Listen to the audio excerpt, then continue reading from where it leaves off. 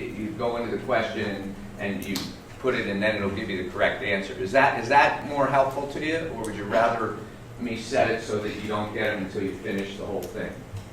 For the immediate answers. Immediate answers? Okay. Is anyone who has gone in or is studying for it? It's not the questions you have trouble with, it's the answers, right?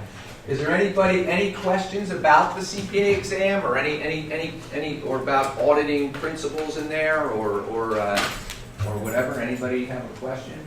Are you tracking okay? I really encourage you to spend some time, because this is one of these things. I also put that article out there about how to pass the CPA exam, and I thought it was interesting, and that would help you.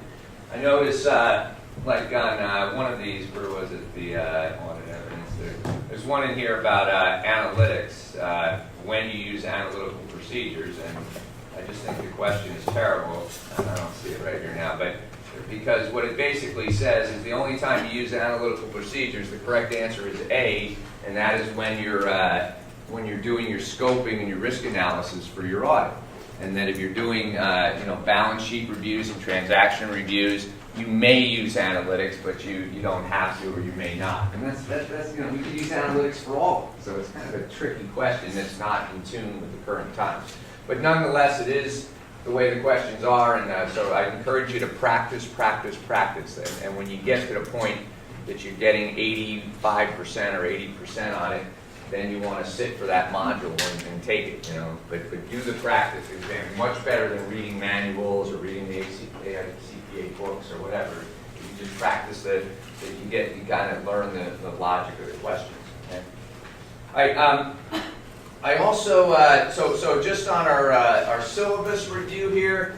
So this class we're going to have, I mentioned IBM come in, and the following class we're going to have,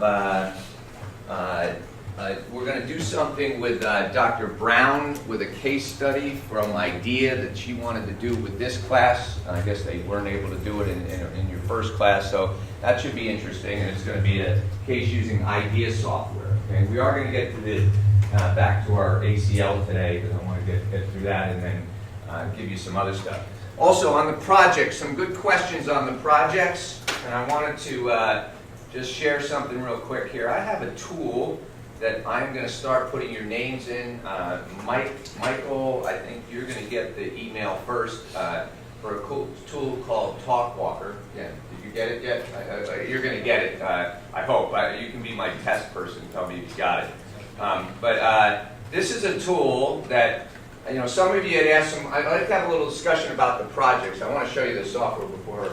Linda Snow, are you in the room yet from IBM? Before she gets here, because this is actually a competitor of IBM's for big data analytics. But it's a tool called TalkWalker. And just to give you a quick example, and I can cover more of this later in the class, but this is a tool that is a big data application, and it goes out and it pulls data for, say, a company comparison. So, for example, I'm going to compare here Siemens and General Electric.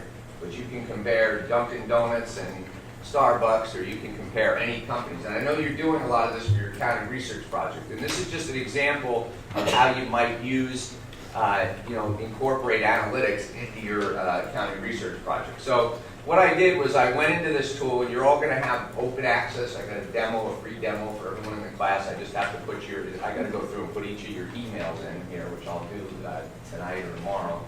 And you can pick any media types. That includes blogs, forums, Twitters, Facebook, Instagram, YouTube, broadcast, print. Hey, Linda, how are you? Good to see you. You know what, I'm going to go ahead and you guys can grab a seat anywhere there. We'll get you started here in just a minute. I think what I'll do is I'll cover this after you guys present and everything. But I want to show you how you can use this in your projects so that you have an analytical part. And this would be a big data type application. But you might want to also, use ACL and use some data in there incorporating your project. I'd like to talk a little bit about the project. We had Christine and I had a discussion. Make sure you're comfortable about where you're going with the projects, because this is coming fast and you're going to have to make these presentations pretty soon. So, any questions on? I want to cover this after we do your presentation and speaker here. So, any questions on the projects? Everyone okay? You know where you're going? Okay, great. All right. Let me just put this back up. Okay, so why don't we start with doing our presentation now, and let me just hold this back up. So I'm going to pick here on group number 1, which is, and again, I'm going to give you a little grace because I gave you the wrong reading to do. So we've got Corey, Benjamin, Matthew, Dale. You guys all set? Ready to go. Good. Did you just run that through? It goes on and off. Like, All right, so our topic is data analytics, reimagining auditing in a wired world. Okay, this is an interesting one. So, all right, so let's give them your full attention here, and you guys can get started here.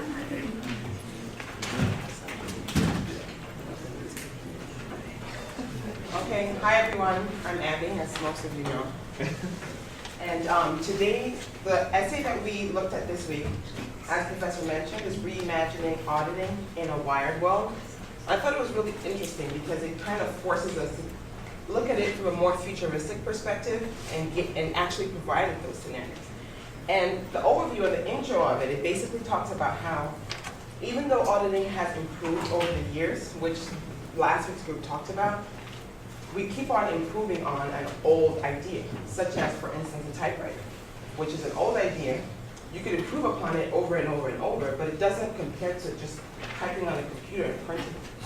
So that's basically what the writers of this essay want us to kind of think about, that we're improving on a really old idea, and what we should be doing is scrapping the way we're auditing altogether, going back to the drawing board and starting out completely fresh, instead of trying to keep fixing something that's just old. Amen. So, so it gives us the blue sky scenario, which is basically a futuristic idea of we're imagining what if we did start over with auditing today. If we reinvented it, we stopped looking at the way we've been doing it and just start over, what would be some of the benefits? So the blue sky scenario gives us an example of an auditor working in a team. And I noticed so many things that were different. First of all, once you read through the whole scenario, it talks about just having a team of very few people. For all of us that audited over our internships, we're on teams of larger groups. My team was a team of 40 people. And in those teams, there's a lot of new people. There's a lot of people that just started a year ago, 8 months ago, so they're equally all very confused. In this scenario, you're having a team of just a few people that actually really know what they're doing. They have the expertise they need, they have the skills they need, they have the experience. So we're shifting from 100 people not knowing what they're doing to a few people that really know exactly what they need to do. And it talks about an imaginary, almost futuristic system called ART, which is the Automated Audit Reporting and Tracking System. And it gives us all the things that this automated system could do and how it could revolutionize and completely change the audit process. So like for most of us that intern, we know how it's a very manual process. We're doing it on a computer, but it's very manual. You manually pick your selections. The computer tells you how many, but you have to pick them, which right away takes away the random factor. Because they tell you randomly pick 10 selections, but you pick 10, and if they're too similar, they're like, well, no, go back, pick a different selection. So then it's not really random. This system, first of all, has the ability to continuously monitor. And the system is made in such a way that it's tailored towards whoever the client is. So it's not just a generic approach of, I'm auditing this company and I'm going to do the same thing I would do everywhere. You have a system that has machine learning capabilities, so it's able to adapt. The longer you're using that system for this particular client, it's learning.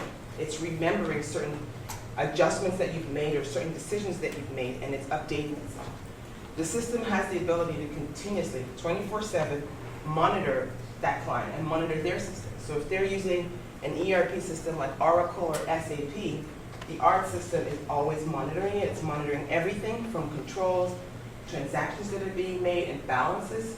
So instead of us as an audit team coming in after the fact and looking and hoping to find something, there's a system that's always checking and immediately alerting. So you're getting that real-time feedback on a daily basis.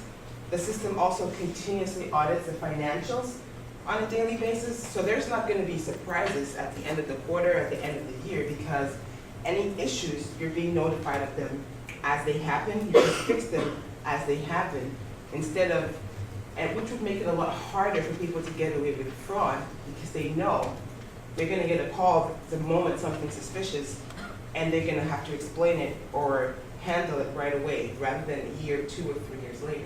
Because as we talked about fraud last week, if people know that they can get away with it, they're more likely to try to continue to do it. Additionally, using the ART system reduces the amount of false positives because it specifically knows what to look for. It's specifically monitoring all the time. It knows what's normal for this company. So as soon as something's not normal, it lets you know. Again, much more improved than just a random, feeling out in the dark. It also is able to identify trends, anomalies, or patterns. So this is actually a real audit versus what we're doing now, which is we're doing our best and we're just picking blind in the dark. We're hoping we're going to find something. This is completely different, and it's giving you that actual assurance that everything is going the way it's supposed to go. In addition to that, this system would also provide you with a daily transaction testing report, which also incorporates random selection. So we're not completely eliminating the random factor, but instead of a person manually picking random selections, the system will do it for you. So it ensures that it really is random. In addition to all of that, the benefit of having a system like this is that it goes beyond just auditing. It also allows you to interact with other companies. For instance, in this example, it talks about having a dashboard for lenders or creditors, for any other stakeholders for that matter. And these people can have access to information that they need right away on a daily basis. So they have their own personalized dashboard, like you have your ability to log into your bank account, you can see what's going on.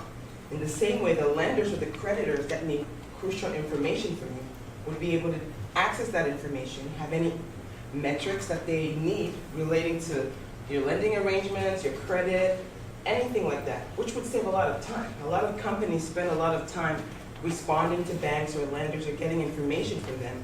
If you have this dashboard that interacts with your audit system, it's going to make it so much simpler.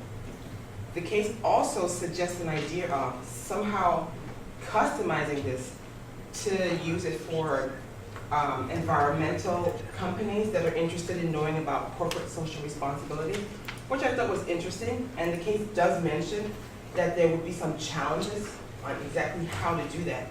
Because a lot of the information about being socially responsible or corporate social responsibilities, it's not necessarily always updated on a daily basis.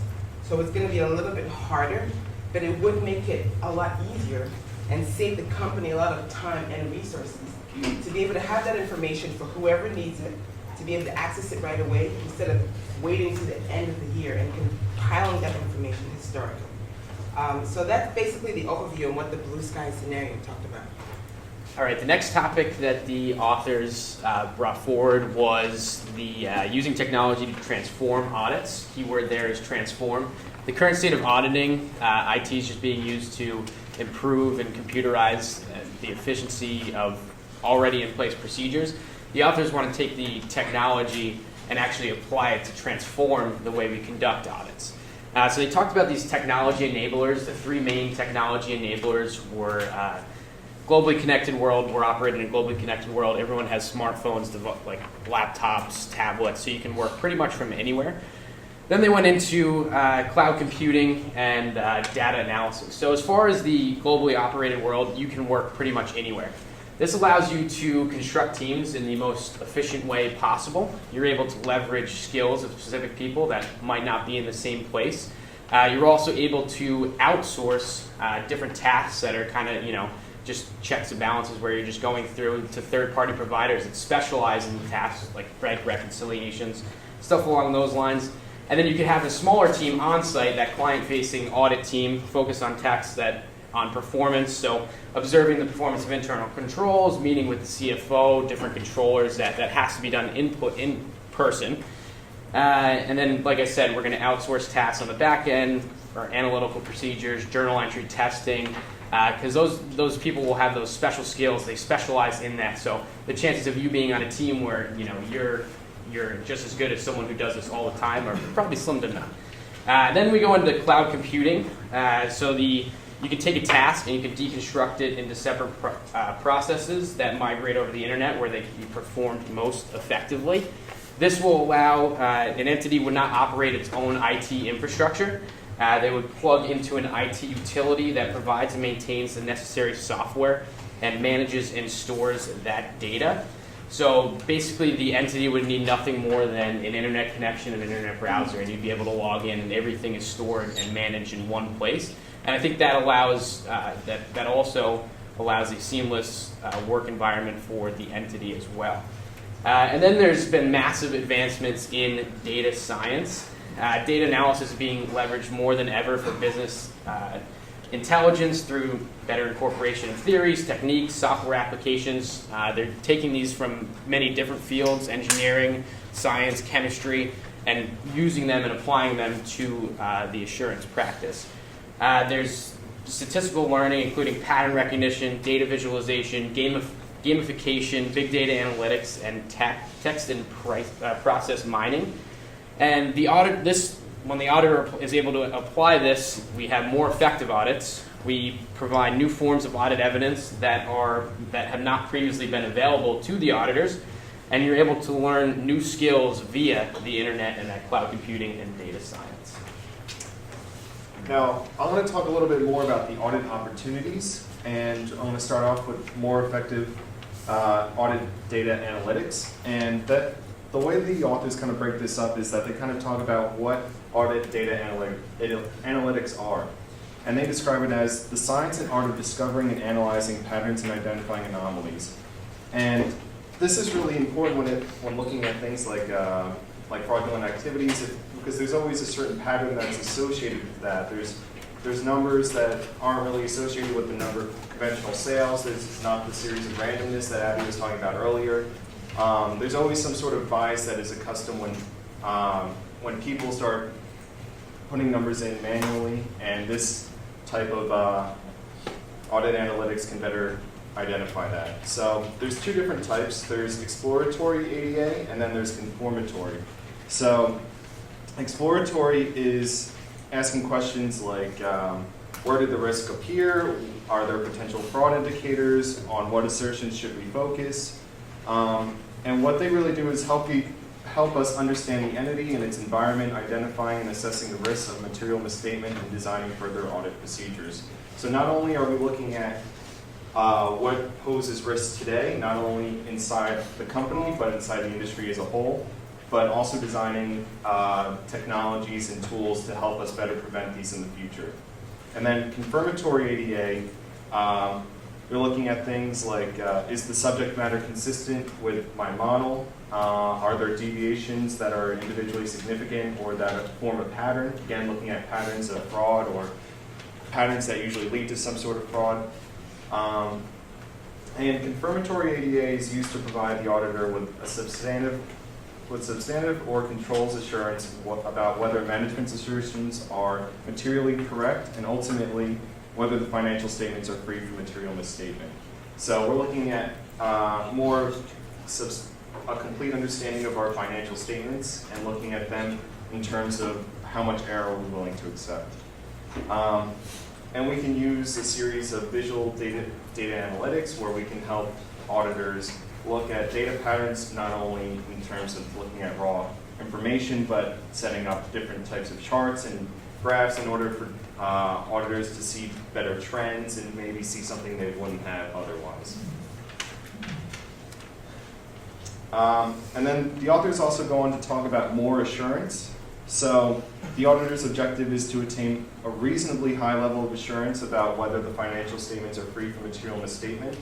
The authors say that there's not really a defined number for what is meant by accurate and what is free from material misstatement, but the accepted amount is usually about 95% confidence interval.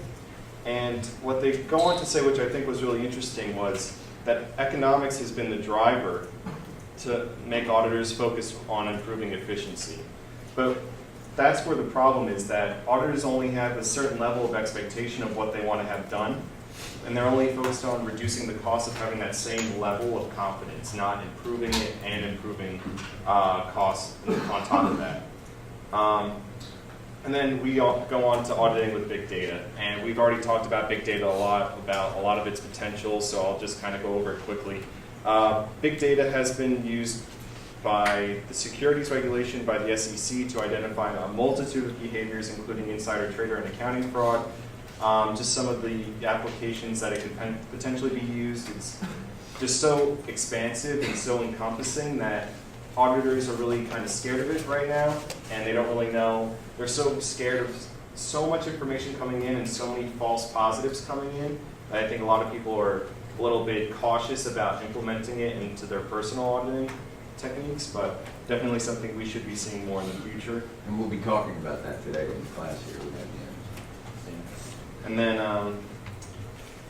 a second shift in thinking is that instead of trying to understand the fundamental causes of complex phenomena, it is increasingly possible to identify and make correlations, and that's what I was talking about before, where we're not only looking at what is fraudulent, but we're looking at what different patterns and recognitions that we can make to see, oh, if there's a lot of different invoices coming from one part of our business compared to another part that does a very similar operation, maybe that leads to more fraudulent activities because someone is duplicating invoices.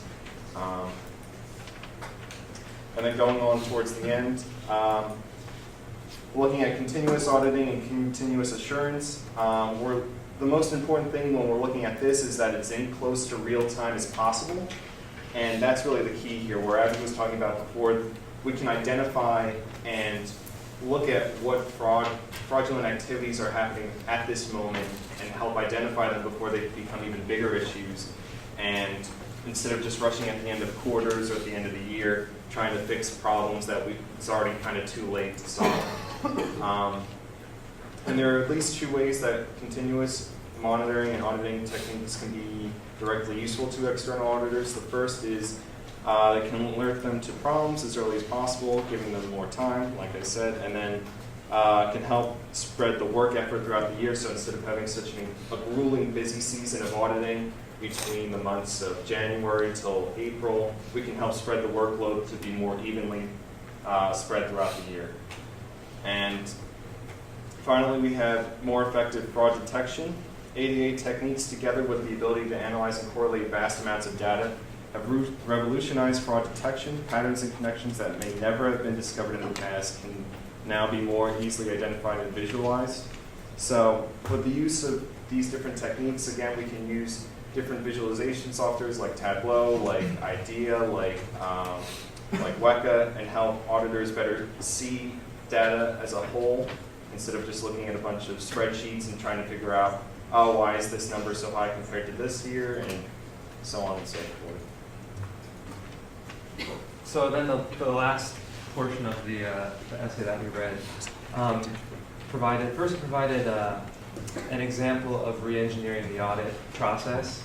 And the example that it gave was in relation to account confirmations, which if anyone did or worked on those during your internships, it's probably the definition of tedious. And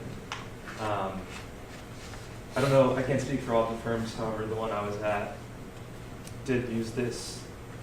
As the example was explained, there's a third party who handles confirmation process, so that it frees up the auditors to not have to worry about that portion of the audit. Like after reading and after you've heard what everyone said from the presentation so far, I kind of felt like that. At first when I was thinking it, I thought, man, that example's kind of lame, for lack of a better word. Like that's how we're re-engineering the audit process. But to not have that and then to have something that takes care of a whole portion of the audit, no matter how small or big you consider that, I guess is a step in the right direction. But then the last section of the article was entitled "Making It Happen," and it provided 3 things that the audit profession as a whole can do to accelerate and speed up the adoption of better technology. So I'll just briefly go over those 3 things. The first thing was to encourage audit, research, and development. It kind of highlighted how a lot of universities and firms don't do a lot of research. Whether they have the resources to do it or not, it just doesn't really happen. And one of the recommendations was to have some sort of consortium of all of these people from different expertise, from universities, from firms coming together and using their collaborative skill sets to work towards adopting better technology. I kind of feel like, and I don't know for sure, but I kind of feel like through discussions we've had with Miklos and other courses, this may exist already in some small fashion. There's kind of this consortium that already gets together. Rutgers is a leader in that. Right. I mean, Miklos has a little bit spoken to us in Infotech, kind of about, I feel like he said he was part of it. Oh, yeah. I couldn't imagine him not. He's a big leader. Yeah, so maybe this is already moving in that direction, which is great. And I know that it's stressed how Rutgers is already a big player in the research and development side of things. But that's definitely one thing that would help move the audit profession into the right direction of utilizing technology for the better. The second thing that was discussed was updating the audit standards, which obviously it can't be understated. I mean, that's one of the biggest things. A lot of the time, as the article even suggested, that there's probably things that auditors want to do to utilize technology and speed up the process, but it would go against what current standards say, and it would be in conflict with them. So they kind of have their hands tied, like they want to move in this direction, but if the guiding principles and standards are kind of telling you not to do that or hold you back from doing that, something needs to change. And I guess that might even be the starting place, I guess. At least that's what I took from it. So standard setters obviously need to really take a hard look at how can we better integrate. I mean, it's 2016, there's so much technology, why are we not utilizing it? There's probably a lot of different perspectives and answers to that question. But then the third thing was encourage new resource models that highlight the new skills required to complement traditional CPA skills, because if we're going to be automating a lot of what the audit does, where does that leave us, the auditors? So either CPAs need to have more technical skills, more specific skills that they can bring to the table, or firms need to start not shifting away, but incorporating different expertise fields into their practices. And maybe that's kind of where we and where CPAs need to start trending towards. Not just having this CPA skill set, but more of a specific skill that you can offer. In the article, it highlighted there's tax specialists, there's information technology specialists, evaluation specialists, statistics specialists. Those are more of what are being used in the complex audits alongside auditors. But if they're going to be automating the audit, then we need to be able to offer something more than just the auditing skills. And at the very end, I thought it was funny how it revisited the blue sky scenario that Abby was talking about, and how she was, the narrator was kind of looking around at the audit and laughing at how it was back in the day, in our current time. What was I going to say with that? I just felt like, I don't know, the more we read through this book and the different essays and articles, it just, I don't know, it just kind of makes you question why we're like so far behind. I mean, the things that you can do just like a personal technology, like you can open your phone and unlock your door and turn on your sprinklers. Just like you can do all this crazy stuff, and you can't do a lot of basic, tedious things that should be able to be done by a computer for the audit. So it'll be interesting to see, I guess, as things progress, where we move. But that's it. Great job. I want to tell you guys, as we talked about in the past, you guys are going to be the people that are going to change this when you get out there. So you're going to have to push to help make those changes. Great job. engagement, good breakdown of the topic on short notice, because I screwed up on the syllabus here. And by the way, I just noticed I have a couple other errors, so the one I put out there, I'm going to correct right after the class. I got the right pages, but I don't have the right titles on them. So, any thoughts from the class? Any comments about those articles? Or anything that strikes you want to mention? I think that Matt might mention it about how like the busy season is such an intense period, and if you could find a way to sort of spread the work out throughout the year, I think that would attract a lot of smart people who may like accounting but are put off by the stress that you're going to be put under for a third of the year. So I thought that was like probably actually one of the biggest things personally. That's a great. Very good. Anything else? I want to share one thing. I had a lady on my staff when we were doing auditing around the world, and she was pregnant, and she wasn't able to travel, and we would, travel 80% of the time. And so what she did and ran these audits was we used technology, live meeting or communicator, and she got the person that she would otherwise be flying around, taking up a conference room, maybe flying over to India or Europe or something, and she got on a live meeting session, which is really a locked session. And she basically went through the process and had the person attach documents, and she was looking at his screen while he was taking documents, and she did a fantastic audit.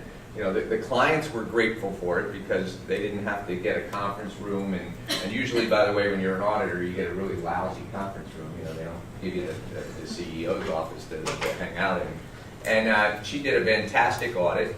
And then we did another one where I went on the road and she stayed back and took notes via live meeting, while I did some of the interviewing, and that worked great too. So, and then there's tools like Teammate and Auto Audit and other ones that do allow that collaboration you were talking about, where I can be working on one audit and then it'll consolidate it together and we can do reporting. So the technology isn't just analytics, it's also just automating the overall process. So I think you don't let your frustration drive you to make changes. Okay, so let's give them a big hand. Okay, what I'd like to do now is we're really privileged, and this segues very nicely into this, to have Linda Snow and Sarah come here from IBM. IBM is really a key leader in this whole space, and they're enabling and driving automation, not just for audit, but in a lot of ways, and big data. Linda was with us last year and did a great job of presenting a perspective from IBM and what they're doing. I, interestingly, was in New York last week with your Chief Risk Officer at Shea, and our Chief Risk Officer over in Munich, and we were discussing best practices around enterprise risk management, which we'll talk about in the class later. And I could just see Ed and the IBM group really just leading in this space with some real innovation. And so we're in a sort of consortium with you guys on that, and we're doing regular reviews of that. So I shared, Linda and Sarah, that this is a very participative class, and they're graded based on their participation too. So I do want to ask, is it okay if for the class, they film what you present? Is that okay? Absolutely. Okay. And then they can look at it later if someone missed the class. So I would like to give them a warm Rutgers welcome here and thank them for coming. I'll let you share about your background and everything, okay? So, and she's going to do a demo. We'll have to maybe have Tiff give you a chance to just get set up. But your slides are up here, so we can just get you. Sarah, can you put it on sit here, or you can sit up here so you can see us? Yeah, you'll need to plug the computer in up here. Yeah, I mean, when I'm talking, because I want Sarah to, Okay. Do you want to start with the demo, or do you want to put the slides up? no, read the slides first. Okay. Either one. It's not death by PowerPoint, I promise, you'll enjoy it. Is there a trash can out here? Just leave it right there. No, Sarah gave me a mint that I wanted. Is that already taping? Or? Yeah, it's already taping. Tiff. It's already taping? Yeah. This thing's working? Yeah. I want to introduce myself and Sarah. We were here last year. Well, Sarah's other half was, or I should say, Sarah's carrying, this is 1.5 of Sarah's family right here. Sarah's going to give birth in August. Sarah McHale. She hails from Egypt, if anyone is wondering. And her husband Magid and I were here last year doing this. Sarah's going to, yeah, Magid's Sarah's husband. Oh, that's Expecting great. her second baby. Great guy, you did good. Oh, he did good. Oh, he did good. So Sarah, let me tell you how we fit into IBM and why you might be interested in what we have to say today. So my name is Linda Snow. You'll likely see me on TV. Does anyone live in the Philadelphia area? No, because you won't see me on TV. I'm going to be on one of the commercials for Fox Chase Cancer Center. So yeah, it's all worth having cancer because you get on TV. So I'm going to be on radio, print, like Philly Magazine and TV, and they just did this whole video thing. It's amazing. It's much more than that. So this is not freaking me out because when they do a 30-second radio spot or TV spot, has anyone ever been involved in a production? No? I hadn't either. There's like 30 or 40 people walking around, watching me they wanted me to do setups. Put the makeup on and all Oh, that. there was makeup, well, that was a condition. But they do makeup, there's a stylist, there's special clothes. So they said, can you do a sit-up? And I'm like, a sit-up? Well, it turns out that one sit-up is like 100 sit-ups to get just the perfect, just the perfect one with the right look on my face. And they take a million pictures. Anyway, it's a lot of fun. So I'll be doing that. So I am in transition between 2 jobs at IBM. So I actually have 2 jobs at IBM, which isn't surprising given that IBM is a company in big transition. I don't know if you've seen Ginny Rometty on CNBC and all those fun TV shows, right? Talking about how we're cognitive and we're cloud and we're analytics and there's Watson and there's all kinds of fun stuff happening at IBM. Everybody familiar with some of that? So Sarah and I are on a business analytics team, and Sarah specializes in a product called Watson Analytics, which is very cool. And by the end of this class, I'm expecting that all of you will have gotten on some kind of device, whether it's an iPad, your computers, or your phone, and signed up for an account with Watson Analytics, because literally in minutes you will be creating stunning visualizations using your own data from spreadsheets. And I have a feeling that all of you guys have spreadsheets of data being accounts, right? All right. So what am I doing now? What other job do I have? I have a job now where I've just been building a team called the IBM Open Source Analytics team. Have people heard of analytics, open source before? Open source? Well, yeah. We'll talk about it a little bit. So open source is a big disruptive bunch of technologies that is software that's written by a giant community of millions of developers around the world, and they just all contribute into it, and people start using it. People like Siemens take a risk, to use that if it's not backed by a company like IBM. So IBM, we start to get our butts kicked a little bit within certain parts of our portfolio by this open source code and all the cowboys out there doing this coding. And so we sort of got behind, we're in a big way getting behind open source so that we are guaranteeing that this open source technology is governed and secure and supported and all that good stuff. So I'm going to talk a little bit about that today, but this is by far not going to be a boring technology discussion. Sarah is going to chime in whenever she can. Sit in whichever of those 2 is more comfortable for you. And she's going to chime in as I go through this. Is there a clicker? You know what, I lost my clicker. I know my clicker was Yeah, went just down. last week I lost it, I'm ordering it. So Sarah's going to chime in, and I'm going to tell some fun stories, and if I can just change this. You want to try to put it on his? Yeah. Sarah? Yeah, there's a USB on the side there, just stick it in. This one? Yeah. So you want to get this?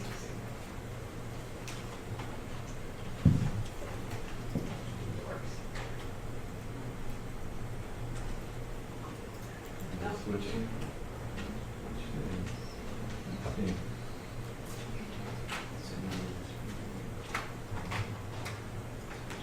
you need to put it on this side maybe? I mean, we can use this, we can just switch with this. Oh, There that's you right. go. So let's get started. Last year, I can't tell you that it was the best presentation I think I ever gave, only because the audience reaction was really fun. If I have a similar audience reaction, literally people were running up to me at the end saying, "Oh my God, the first time I didn't do Facebook, or not Facebook, sorry, Twitter, or, Snapchat during class, right? It was actually interesting, so hopefully that you'll have the same reaction this year. I'll be able to tell by the looks on your faces and if you're staring at your screen or me, so just to let you know. So I think you kind of already get that data is at the heart of everything that we do these days. So this question, why do I care about big data? It's so much more than just big data nowadays. But I actually put in an example at the end of this presentation that relates directly to the things that you do. I mean, when you think about when you're auditing, when you're making decisions for a business that impact that business's bottom line, you want to be able to take advantage of all of the information available to you, not just maybe what sits on a spreadsheet, right? So imagine those 10K and 10Q forms that you fill out. You're familiar with that, right? Okay? So there's a lot of text in those forms that doesn't fit into a spreadsheet. And how do you get information out of that? That's just one quote. All right, so this is what we're going to cover today. How the market's been changing, what is big data, how has it evolved? And I'm going to tell a lot of stories and fun facts. That's the meat of the presentation. And at some point, then Sarah's going to do a demo. So let's think about this. I'm going to use the term data-driven. Anyone heard of that? I talked about it earlier, a little bit in the presentation that I heard. Every decision is made on data nowadays. The biggest companies in the world today have no assets. Think about it. What's the largest accommodations company is B&B. They have no properties. Oops. The largest retailer is Alibaba. It's bigger than Amazon. They don't have any inventory. How about Facebook? Who creates the content for Facebook? You guys use Facebook, or is that just for older people? I use Facebook. I have friends that just chronicle their lives on Facebook, and the youngest one I know is maybe 30, which is still pretty young, right? It's too much. It's too much, but I probably use Facebook more than my 20-year-old daughter who's in college. And now, how about this one? Uber. It's the largest, I'll call it a quote-unquote taxi company. Do they own any cars? No. They're killing the yellow cab company, right? So this is what's happening to a lot of businesses. Companies like those are disruptive, and they're actually calling it now Uber syndrome. You got to be careful not to be, flattened like Uber. And the way to do that is to understand your data. When we talk about data, it's like a natural resource. Remember the gold miners? Well, you don't remember, nor do I. I'm old, but not that old. So this guy's got a pan. And how did he get gold? He's down there and he's getting these big nuggets of gold. That's the only gold he could get. And then they left all the gold. Everybody watched that gold miner show on TV? Have you seen it? There's guys that are actually now buying these old gold mine properties because they call it tailings that's left over, the little slivers that they couldn't process back then. They're now able to process it through the miracles of modern machinery. They're going back and they're making money off of what was basically considered trash 50 years ago. So the same thing's happening with data. Today, so all this new data is being created today. It's not just social media data. Oops, I forgot to start that thing. Can I get to an internet connection? Yes. Sarah's going to start. Just go to Google. Sarah's going to go to a website that's going to show all of those with live counters. So I wanted to put it on before we get started because it'll show how many tweets are actually happening, being generated during this session, and how many Netflix videos are being watched, et cetera, et cetera. And then it'll also show how much money these companies are making off of these things. So today, all this new data is coming in.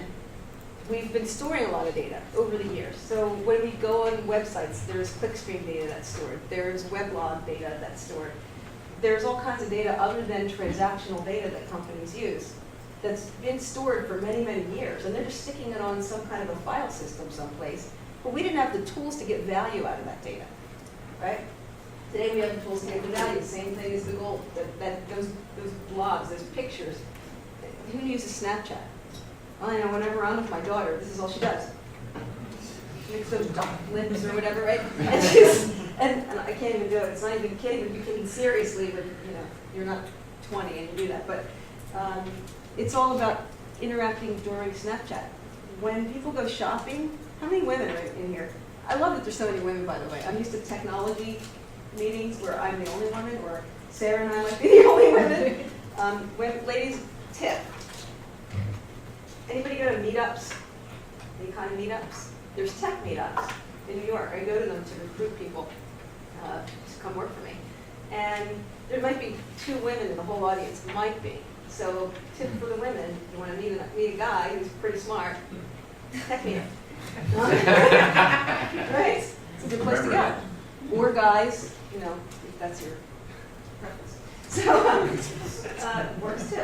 So, anyway, all this data is being generated. Did you start the tech counter? Let's look over that real quick. Just want to show it. And then it's running. How do we get to that? Did escape there. I could just do alt or whatever. I'm not used to Windows anymore. So this is the internet in real time, right? It's counting all of these different social media sites. So this one my daughter's probably using right now while she's interning at IBM at this particular second. And so if you click that button up there, you can watch as they accumulate the wealth in real time as well. So let's take a look at that again. Somebody remind me, because I'll forget to go back to that at the end of the session. I can do Alt Tab. Find my presentation. Yeah. All right. So what's interesting last year versus this year, I talked about big data, and I talked about the idea last year of data organizations having this data. So organizations having traditional data that's within their walls. But now with open source and more as big data has grown, and when I say big data, does everybody know what I mean? It's not just a lot of data, it's the variety of that data, so structured and unstructured data, it's the volume of the data, and it's the velocity of how fast that data is happening, like we're seeing on that penny stock site. So on this slide, I'm saying the data is not only within the walls of your company. The best businesses today, in order to compete, need to make great decisions.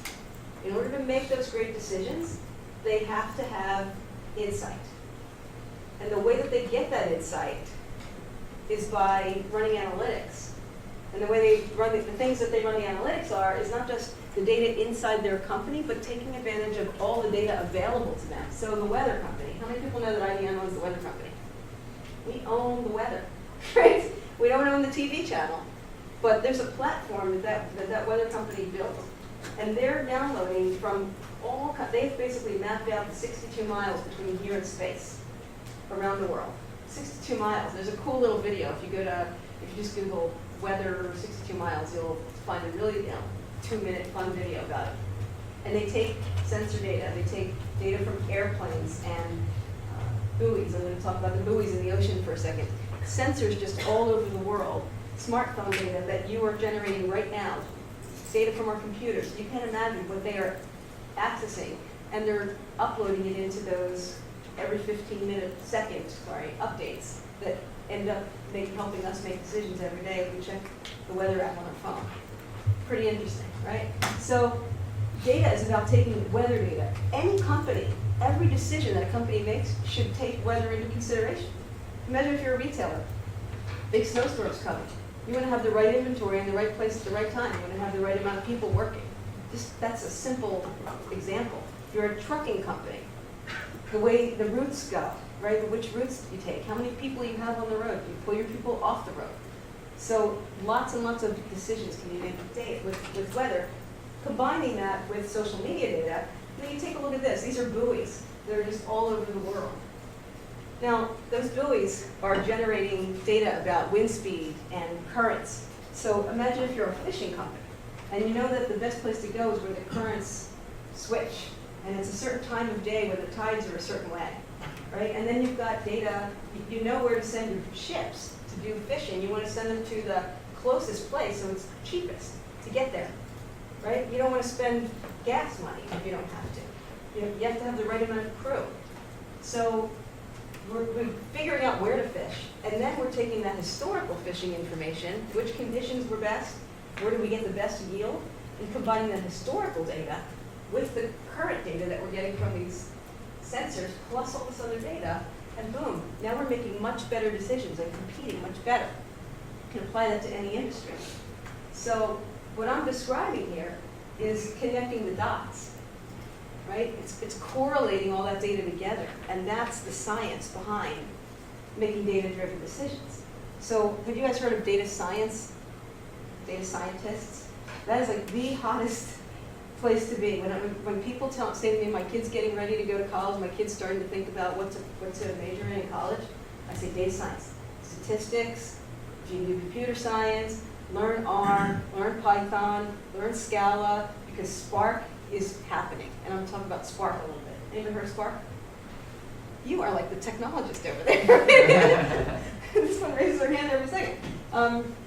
So Spark's exciting. So, I mean, I just hired 2 women, which were really hard to hire. It's like all I had were many, many men coming in, and these 2 women were sitting there. And I'm not lowering standards. I'm not saying I'll take you just because you're a woman. I need smart women who can do this job. And so they're hard to find. But girls that code, hard to find. But I just hired 2. And they're paid really well, just as are their male counterparts in the same role. But there's just not enough people for these jobs. This is a healthcare example, but it's just about the idea of disconnecting the dots. What is Spark? How do you use that? Oh, yeah. You're going to love what Spark is. Spark is new this year. Spark I didn't talk about last year.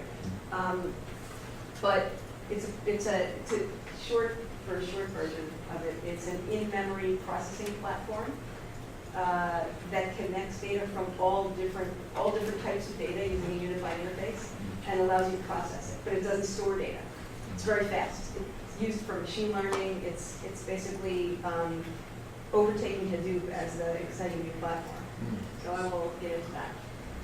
So let's talk about, I've kind of gotten ahead of myself a little bit, but traditionally companies do that. They have transactions at their cash registers, whether you go to a bank, whether someone buys oil, whether someone buys gas at a retail location, whatever you're buying, companies are selling, HR systems, CRM systems, etc. That's your traditional transactional systems.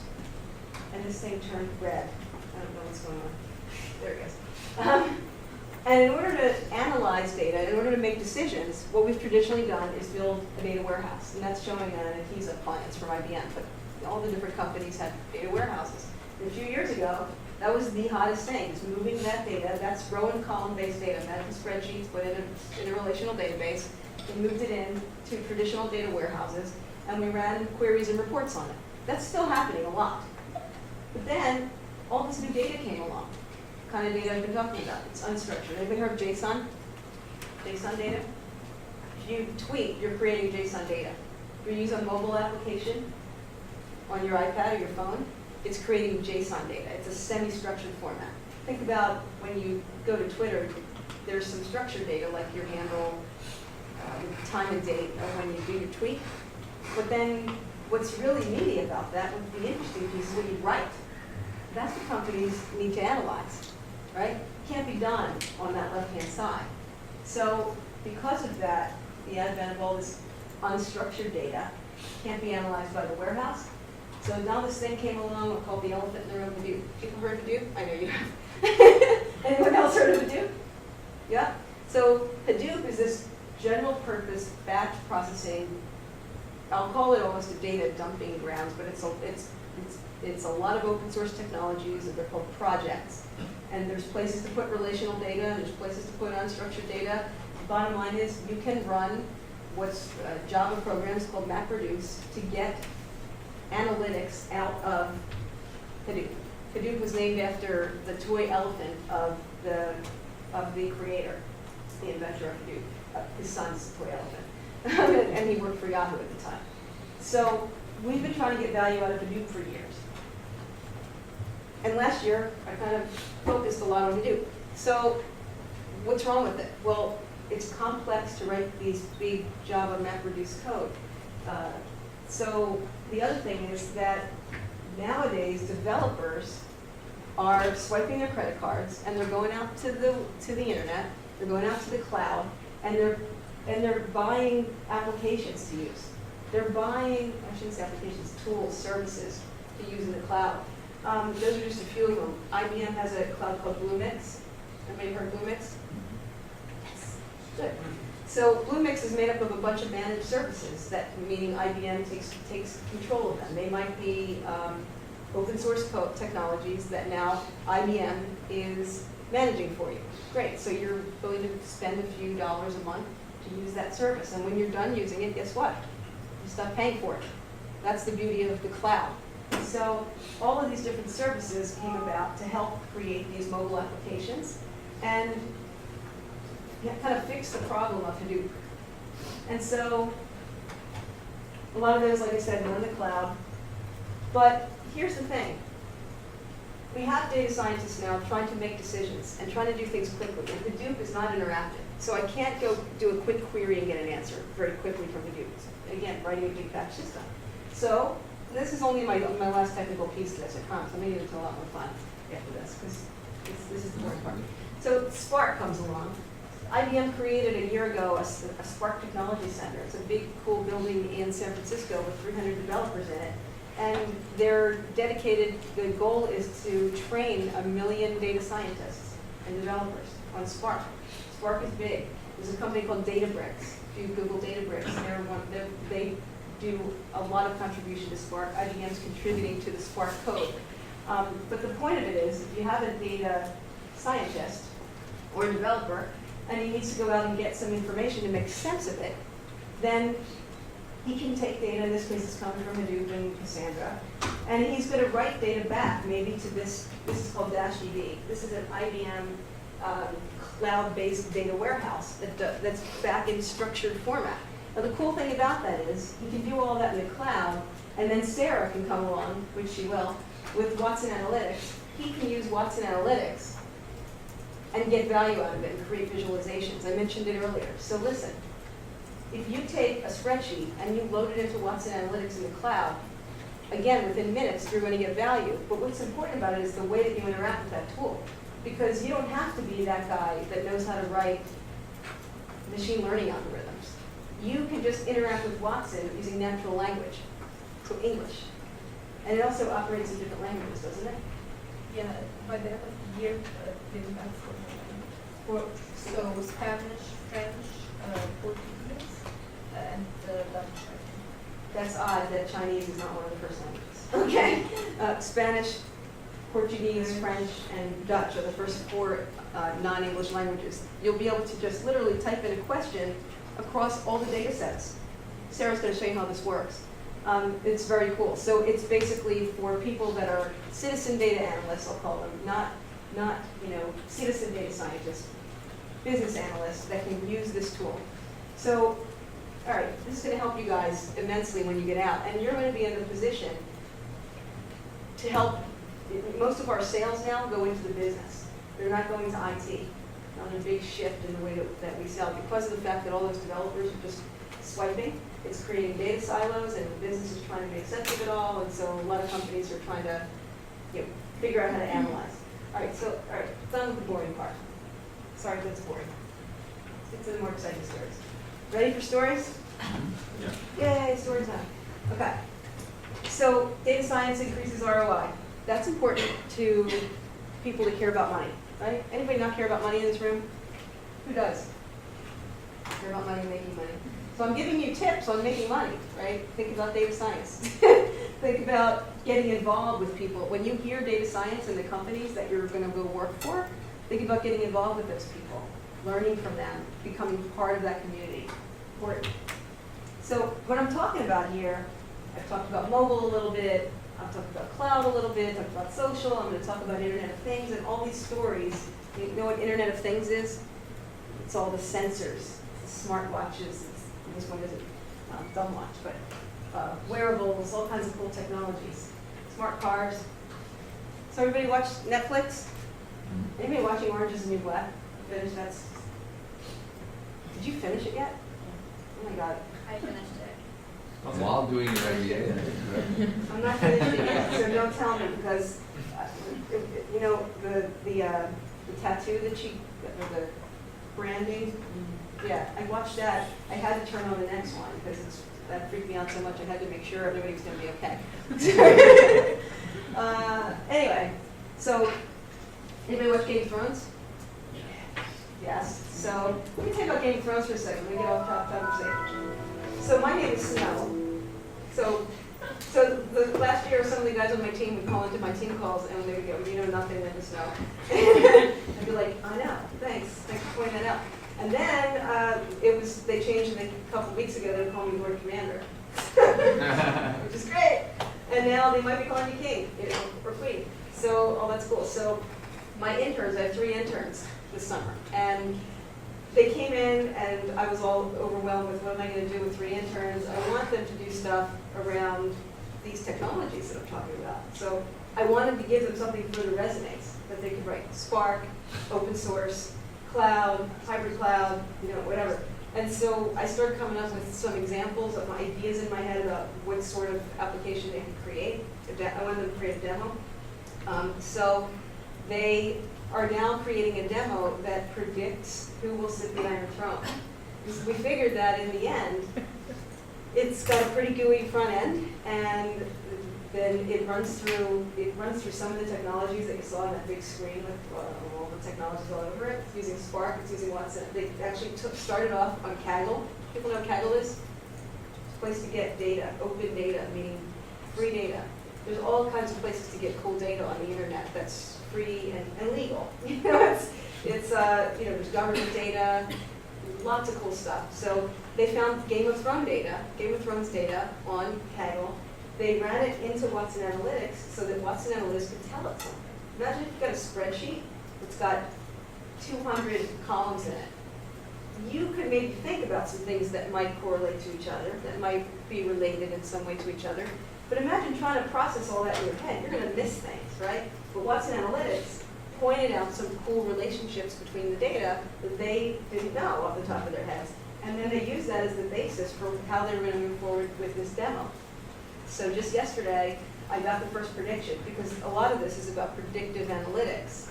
And they wrote a small machine learning algorithm, and now I've got a chart that shows all the major players, and who has the highest bar chart is the one that they're predicting right now based on all the information that they have. Alliances, battles, how many people from the family die, and all these different things, and they figured it out. They think they figured it out. So this is something we plan to use with customers, because everybody loves Game of Thrones. And if they don't, then they have to go home and binge watch Game of Thrones, right? So, but you can then, the idea is to get them to turn on the light bulb for a lot of people like you, who will be in a business situation and say, oh, what they did, I can see that relating to this in my business. I can use something like that, and maybe if we just change it in these 3 ways, and then we're in business. IBM's helping you with a use case, right? Anyway, so with Netflix, whenever we log into Netflix, we are being smacked. Social, mobile, analytics, cloud. They store all their content in the cloud. They have data scientists writing sophisticated machine learning algorithms that come up with all those predictions of what you might want to watch. There's recommendations that they make for you. And when you're done watching a show and they ask you to rate it, right? Then they're getting access. If you rate it and let your Facebook friends see it, then they're also getting access to your friends and their opinions. So they are literally pulling in data from all kinds of places to make these predictions. And then they're not only using it in an external-facing way to tell you what to watch next, but they are also deciding what content they should purchase. Because how do they stay in business? Well, they buy the most content, the best content, at the cheapest possible price, that they make a bigger profit. So there's all that is all to do with analytics. They are the icons of analytics and in the industry, and they're using all kinds of open source and proprietary technologies to get that done. So fun facts, tweets driving ratings for 50% of the shows now. So that's pretty cool. So for me, I come from a place where there were no remotes growing up. There were maybe 6 channels to watch, and nobody tracked me, right? So, and now everything you do is tracked, right? Do you have the Xfinity X1 platform here? Yeah, I love that thing. I switched to Verizon for like 5 minutes last year, and I switched back because the interface is it's so important. now I just tell it Game of Thrones, and up pops the episodes, right? And I can watch What is all that, the cool stuff. Infinity, the? Xfinity X1 platform. Okay. That thing is way amazing. better than Verizon Fios or?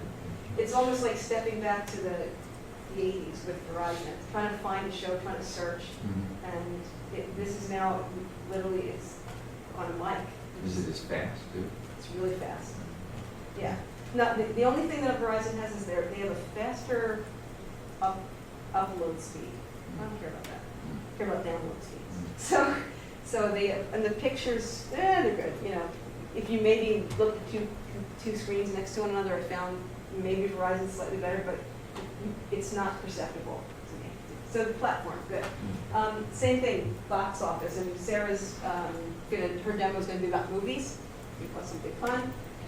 So it's a lot easier to now predict box office ratings, box office's volume within 7 days of release date. So rather than everything's predicted as opposed to backward facing these days. Backward facing reporting is still important, but it's not the only thing we have. Not the only thing the companies are doing. So now when does this ability to predict kind of cross the line and maybe get a little creepy? It can be, right? So imagine you're pregnant. I think you can imagine you're pregnant, and you can, and Sarah can imagine being pregnant. I can imagine it. I'm glad it's all over.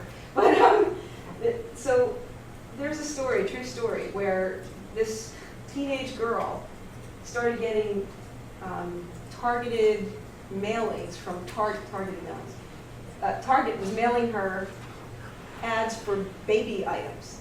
She was a teenager, and her dad saw this and went to the local Target in Minneapolis and complained, what are you doing? You're suggesting my teenage girl get pregnant? Why are you trying to sell her baby stuff? And they apologized and fed that back to the corporate. In the meantime, the guy goes home and tells his daughter that what he did, and she says, Dad, I have to tell you something, I am pregnant. So Target knew that she was pregnant before she wanted her dad to know that she was pregnant, before she wanted anybody to know that she was pregnant. Well, how'd they know?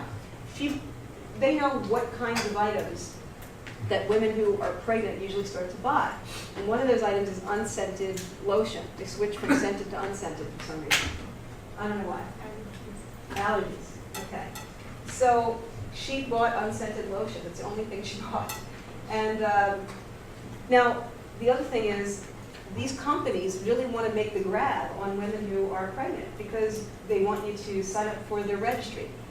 Once you're kind of hooked in buying their stuff, then they want to continue. There's a lot of stuff that they can sell a family. So the sooner you get started, it's cribs, it's bottles, it's clothing, and it's your friends buying things for you, and toys, and et cetera, right? So they want to grab, they want to make that grab. But what they found out here was that when they look at the market basket of what women buy, and then they automatically start marketing, when women find out that Target knows something about them, they find it a little creepy, and then they would tend to buy less from that company. So Target's actually modified their marketing. So when we all get those circulars every week, if you're pregnant, chances are they're not going to make it obvious. There'll be a lawnmower in the spring, right, in the center of your ad. But unlike your neighbors, there'll be something related to pregnancy in one of the corners. Because this way you don't know that you're targeted and nobody else would pick up on it. It's interesting, right? Yeah, very. I like the picture. One of the reasons I like to use that. So, how about this term? Biometric smartwear. Anybody heard of that? I love that term. I just read about it. I'm telling this story for a year. They do it with shirts, and they do it with watches, and everybody, how many people have a Fitbit? I've had like 5 Fitbits because I keep losing them, I keep washing them, I keep, whatever. But the shirt is interesting. They piloted this in last year at the U.S. Open on the ball boys, the shirts. So they're filled with sensors, all different kinds of sensors, and they actually are pretty comfortable according to the latest reviews of them. It's $295 on Ralph Lauren's site to buy one of their shirts. They track things, biometric and psychometric data. So they're tracking things like your heart rate, your temperature, your stress levels, and in real time. So what IBM does a lot, and you'll see it at the U.S. Open, in the tennis, for example, it's in racing, French Open, same thing. So we analyze things data while it's still streaming on the fly. We analyze it kind of on the wire so that we don't have to store all kinds of data. So imagine if you're tracking, for example, the ball boy. If his heart rate and his temperature are stable, or imagine a wind turbine, same thing. If the temperature's stable, that's fine. We don't care about that. What we care and we want to take action on is when that temperature spikes, right? Or his stress level spikes. And we don't want somebody passing out on the court. So we're getting that in real time through an app and being able to go pull that kid off the court or go replace a part. Imagine whether any industry that has any moving parts, in any, whether it's from computers to trucks, to get a vehicle in for service or a wind turbine, go replace a part before it breaks down. You're talking about major, dollar savings, keeping that vehicle on the road, keeping that turbine in production. So keeping that person from falling out. Now what I find interesting about this, if you go to OmSignal, O-M-Signal, it's a Canadian company that created those shirts in conjunction with Ralph Lauren. They have their own set. There's bras, there are other kinds of compression shirts. If you're a pregnant woman, you could have your vital signs being monitored by a health team so that they can call you and tell you to come in if they see something going wrong. It happens imagine if you have an elderly parent. All my elderly people are dead now, but some of them, and fairly the past few years, but my dad had fallen, and he had one of those things that goes around his neck. Guess where it was? It was on his bedpost, and he was downstairs because he hated wearing that thing.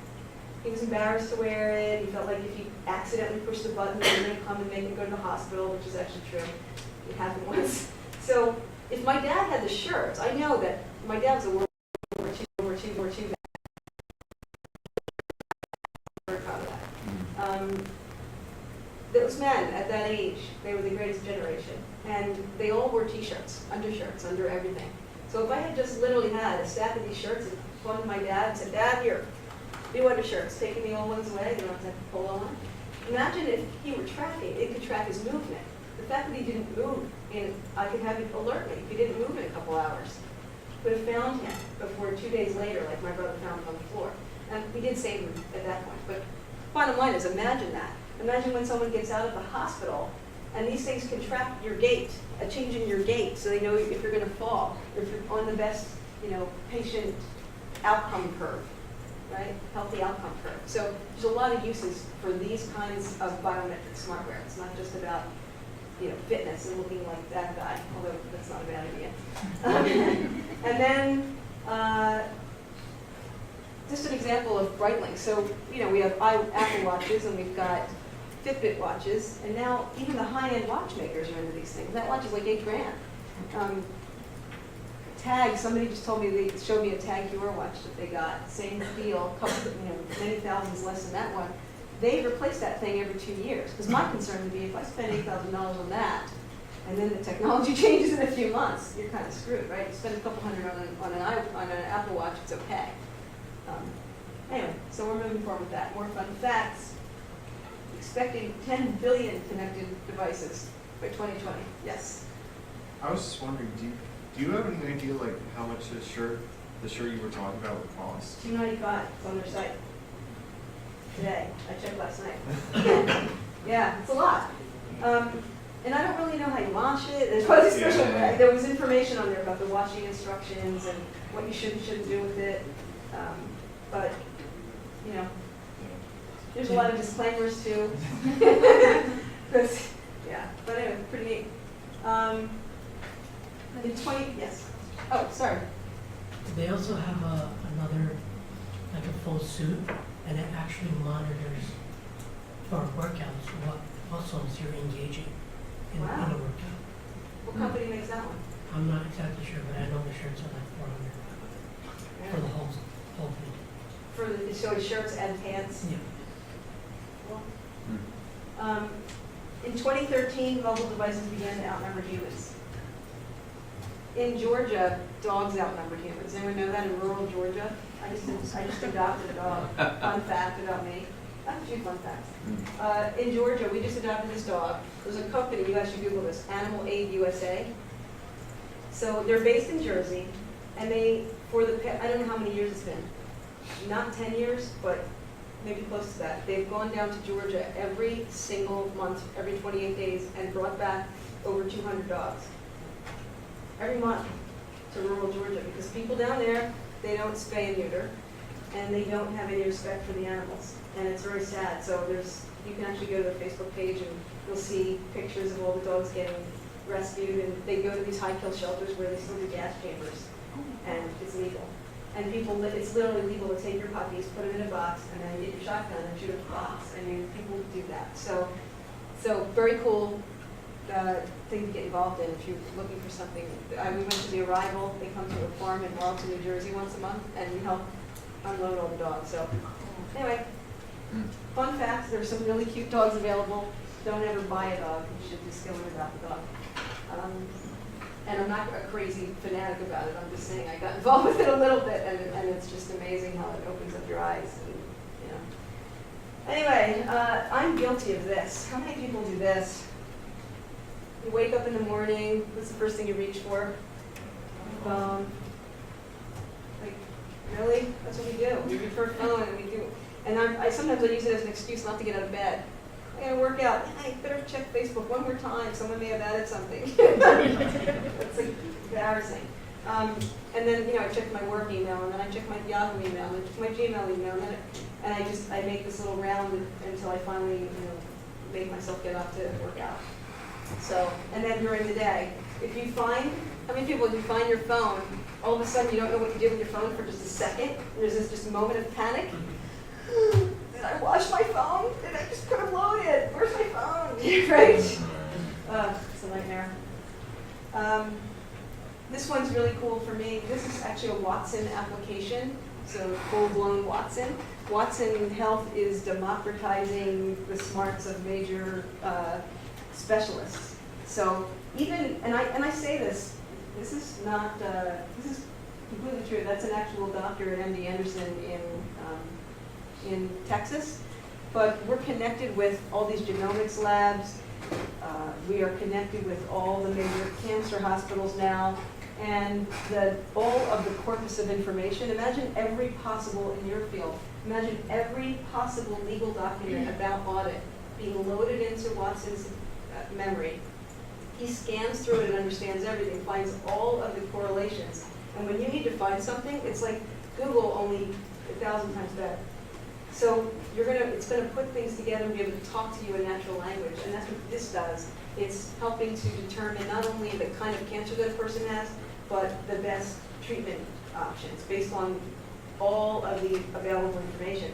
So even a specialist, where we live, we're lucky. We get sick, there's a specialist likely in almost anything that we have. But in many rural areas of the U.S., and imagine in Tanzania, or Kenya, or you name it, there's a single doctor for an entire village who has no specialization, right? And they can use this.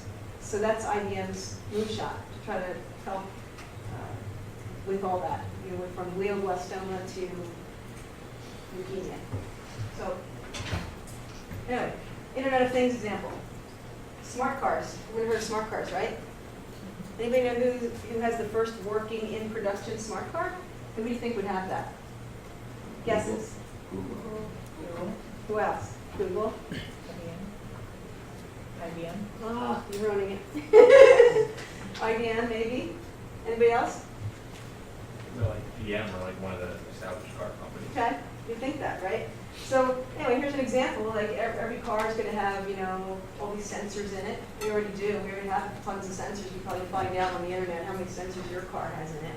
But this car, everything's stored in the internet. So this woman can unlock her car.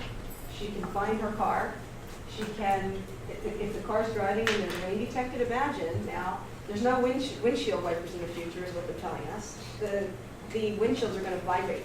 And so the car, though, can then tell the cars behind it, hey, there's huge amounts of rain hitting me right now on this particular highway. So it knows where the other smart cars are. So they should get ready. Maybe they should pull over. Maybe they should find a different route because things are getting bad.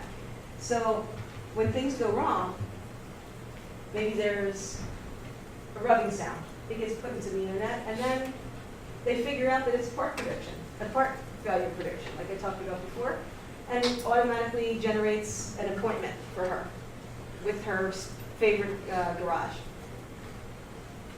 And it does that because it's all connected with all these different apps for searching and the technicians, the manuals, and all that. And that, Ollie, is the first in-production smart car running today in a few cities around the country. So and it actually is from IBM, based on Watson Internet of Things. Fun fact, just found that this week, yes. Do you drive that, or is that self-driving? No, it self-drives. Okay. And you actually interact with it using natural language, just because it's Watson. And What, that's what it does. What cities are they doing that in, you know? I do. I did last night, but I can't think of it right now. But if you Google Ollie, the smart car, you'll see. And they're major cities. I thought one was Miami. I'm guessing. And I thought it might have said it was taking work. My husband's told me, oh no, it's just taking workers back and forth from like the parking lot to the thing. But that's not to the building. It wasn't. It's actually in production on the road. It's a little, to me, it's a little bit scary, but what do I know? It's called Ollie. And this, as promised at the beginning, I just sort of put this together yesterday. There's this article right here, and that title of the slide is a quote, "The problem for accountants in the future belongs to unstructured data." Think about that, because everything you do is in spreadsheets, right? But not really. When you think about all the places to get, derive the maximum value out of all of your data, meaning the data inside and outside of your walls. If you look at an annual report, if you look at those, management discussion sections of the 10K and the 10Q, and then if you look at the podcasts, look at Bloomberg, look at CNBC, interviews, podcasts, blogs, and tweets, shouldn't those be part of your decisions too? Right? Or is it do you just want to be insular and care about what's happening inside your own company? I'd say no, right? So I thought that was reasonable. Do you think that's something? Yeah, absolutely. That article is, I think, worth reading. It comes from a CFO study. And so now, the last thing is 10 companies proving innovation isn't dead. I find what's interesting here is not who's on it, who's not on it. Oracle's not on it. Microsoft's not on it. Right? It's interesting. Our times are changing. This is actually, I think, from 2014 or 2015. So I couldn't find a more current one. So I just left it up there. SAP's not Who's not? on it. SAP. Right. SAP's not on it. It was actually in my notes to say it. I forgot. So I'm going to turn this over to Sarah, who's going to wow you and excite you with Watson Analytics. Okay? Can you tell them the difference between Watson Analytics and Watson? Yeah. Or the overlaps and Yeah. okay. Very interesting.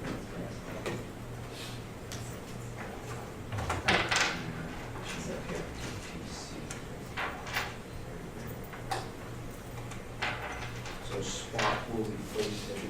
Well, Is so that- Spark is actually one of the projects within Apache Hadoop, but companies like IBM and Databricks have created separate Spark as a service offerings. So you don't need Hadoop in order to run Spark. Is that right? Yeah. Does that make sense? Yeah, So yeah. you don't need Hadoop to run Spark, but, You don't need it, okay. yeah. But a lot of people are But still. Spark would be much more efficient than Hadoop in terms of collecting the data and everything. Well, so in order to get value out of Hadoop, you have to put all the data into Hadoop. So you've got to move all the data into Hadoop, and then you can run those MapReduce jobs on the data that's inside of Hadoop. With Spark, you leave the data where it is. And some of that data might be in Hadoop, or it could be on an object storage system, or it could be in a relational database, or it could be in, a million other places, spreadsheet. And you can just connect to that data, and then you can transform it and do whatever you want with it, and then, run machine algorithms on it. You can use SQL on it. There's all these plugins that go on top of Spark that come with it that allow you to interact with the data in a way that makes the most sense for that data. Yeah. But it's all in-memory processing. Yeah. So Hi everyone, my name is Sarah McCabe and I'm the What's Analytics Specialist covering the New York metro area. Quick background about myself. My background is actually in computer engineering and I started my career at Schlumberger, which is an oil and gas services company. I worked at Bank of America and 7 years ago I landed at IBM covering business intelligence and data discovery solutions.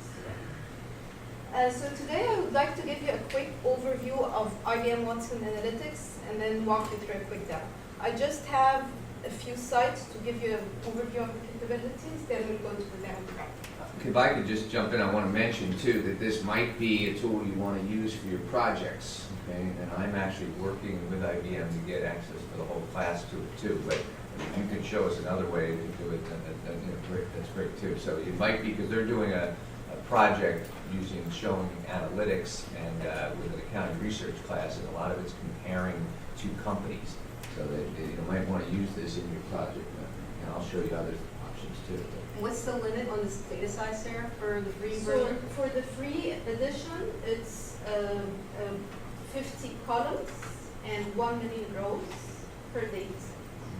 That's it. Yeah, with the professional edition, you can go up to 500 columns and 10 million rows.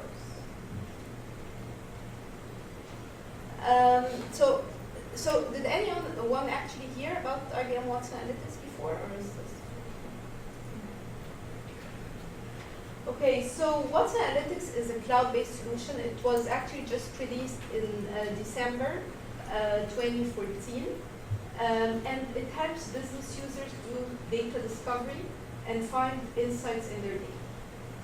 So Watson Analytics really helps the user to load data to the system and interact with the data by asking questions in natural language about the data, by creating charts and visualizations to understand any insights there are in the data.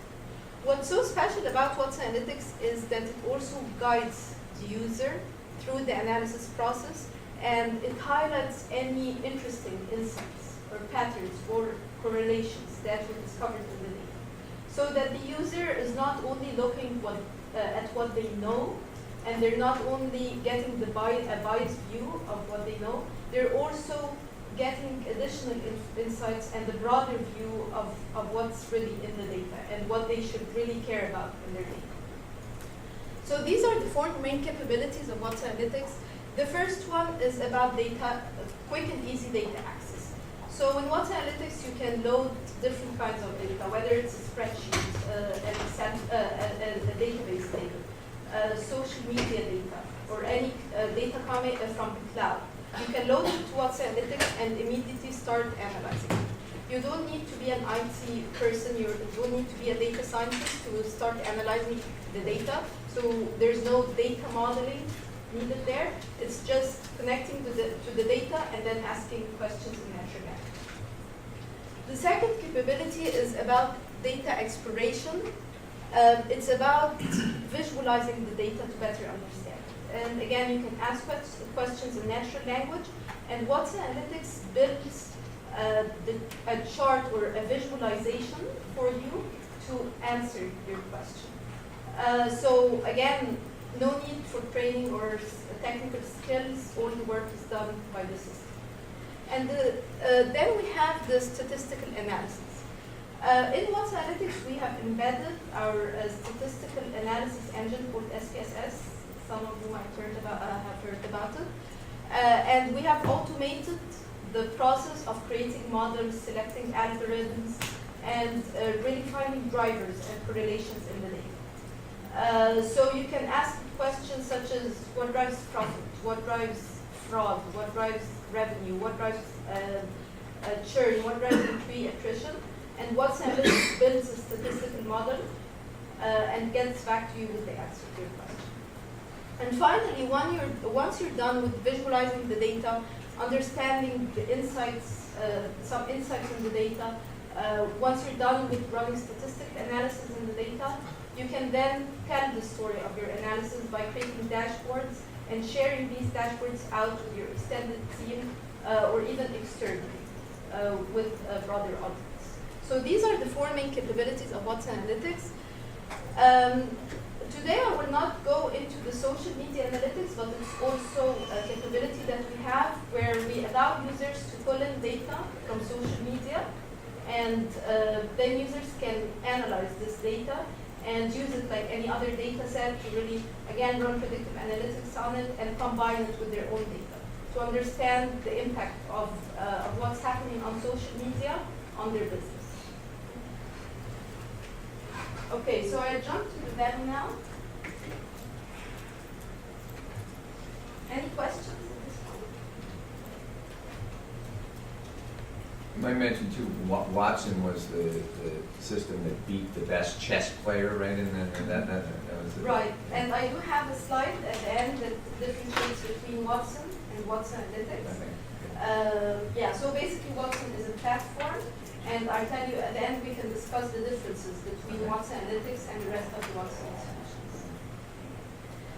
So this is the main interface of Watson Analytics. Again, it's a cloud-based solution, so I just need a browser to log into Watson Analytics. And once I log in, I can start with any of the 4 capabilities that we talked about. I can load data to Watson Analytics and immediately start analyzing it.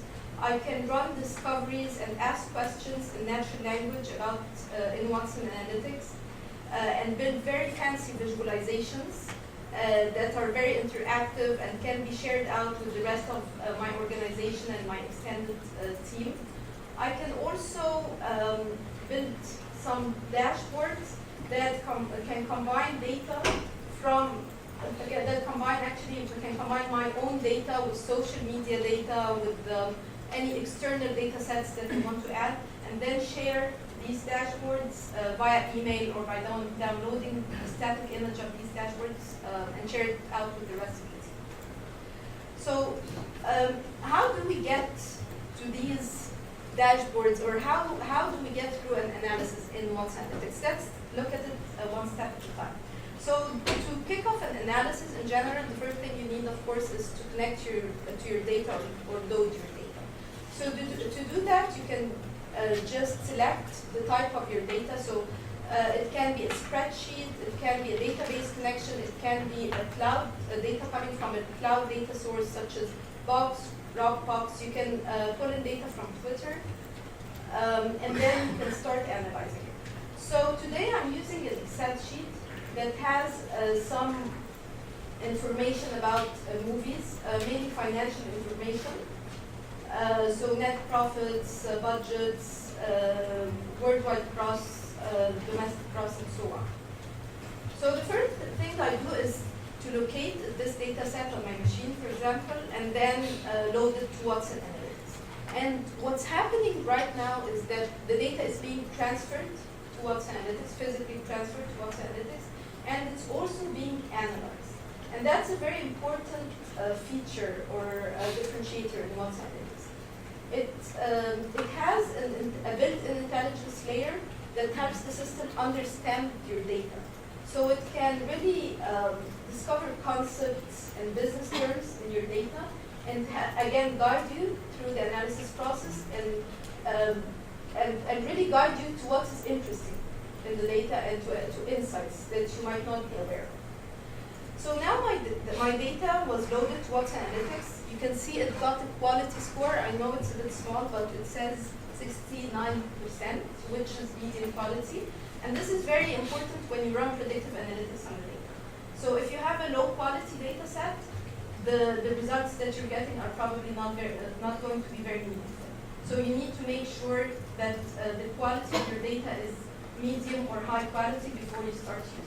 Sarah, what is it looking at for data quality? What are some of the parameters that would define data quality? So it's looking at data distribution, for example. So whether you have a lot of constants or you have a well-distributed data set. It's looking at percentage of missing values. It's also looking at outliers.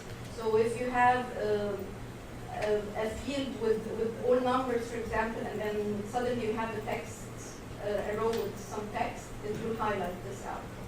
And distribution of data is very important, for example, when you run predictive analytics, because if you have all constant values, you cannot really run a predictive model using constant values.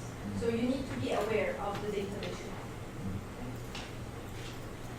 So let's start by taking a quick look at the data.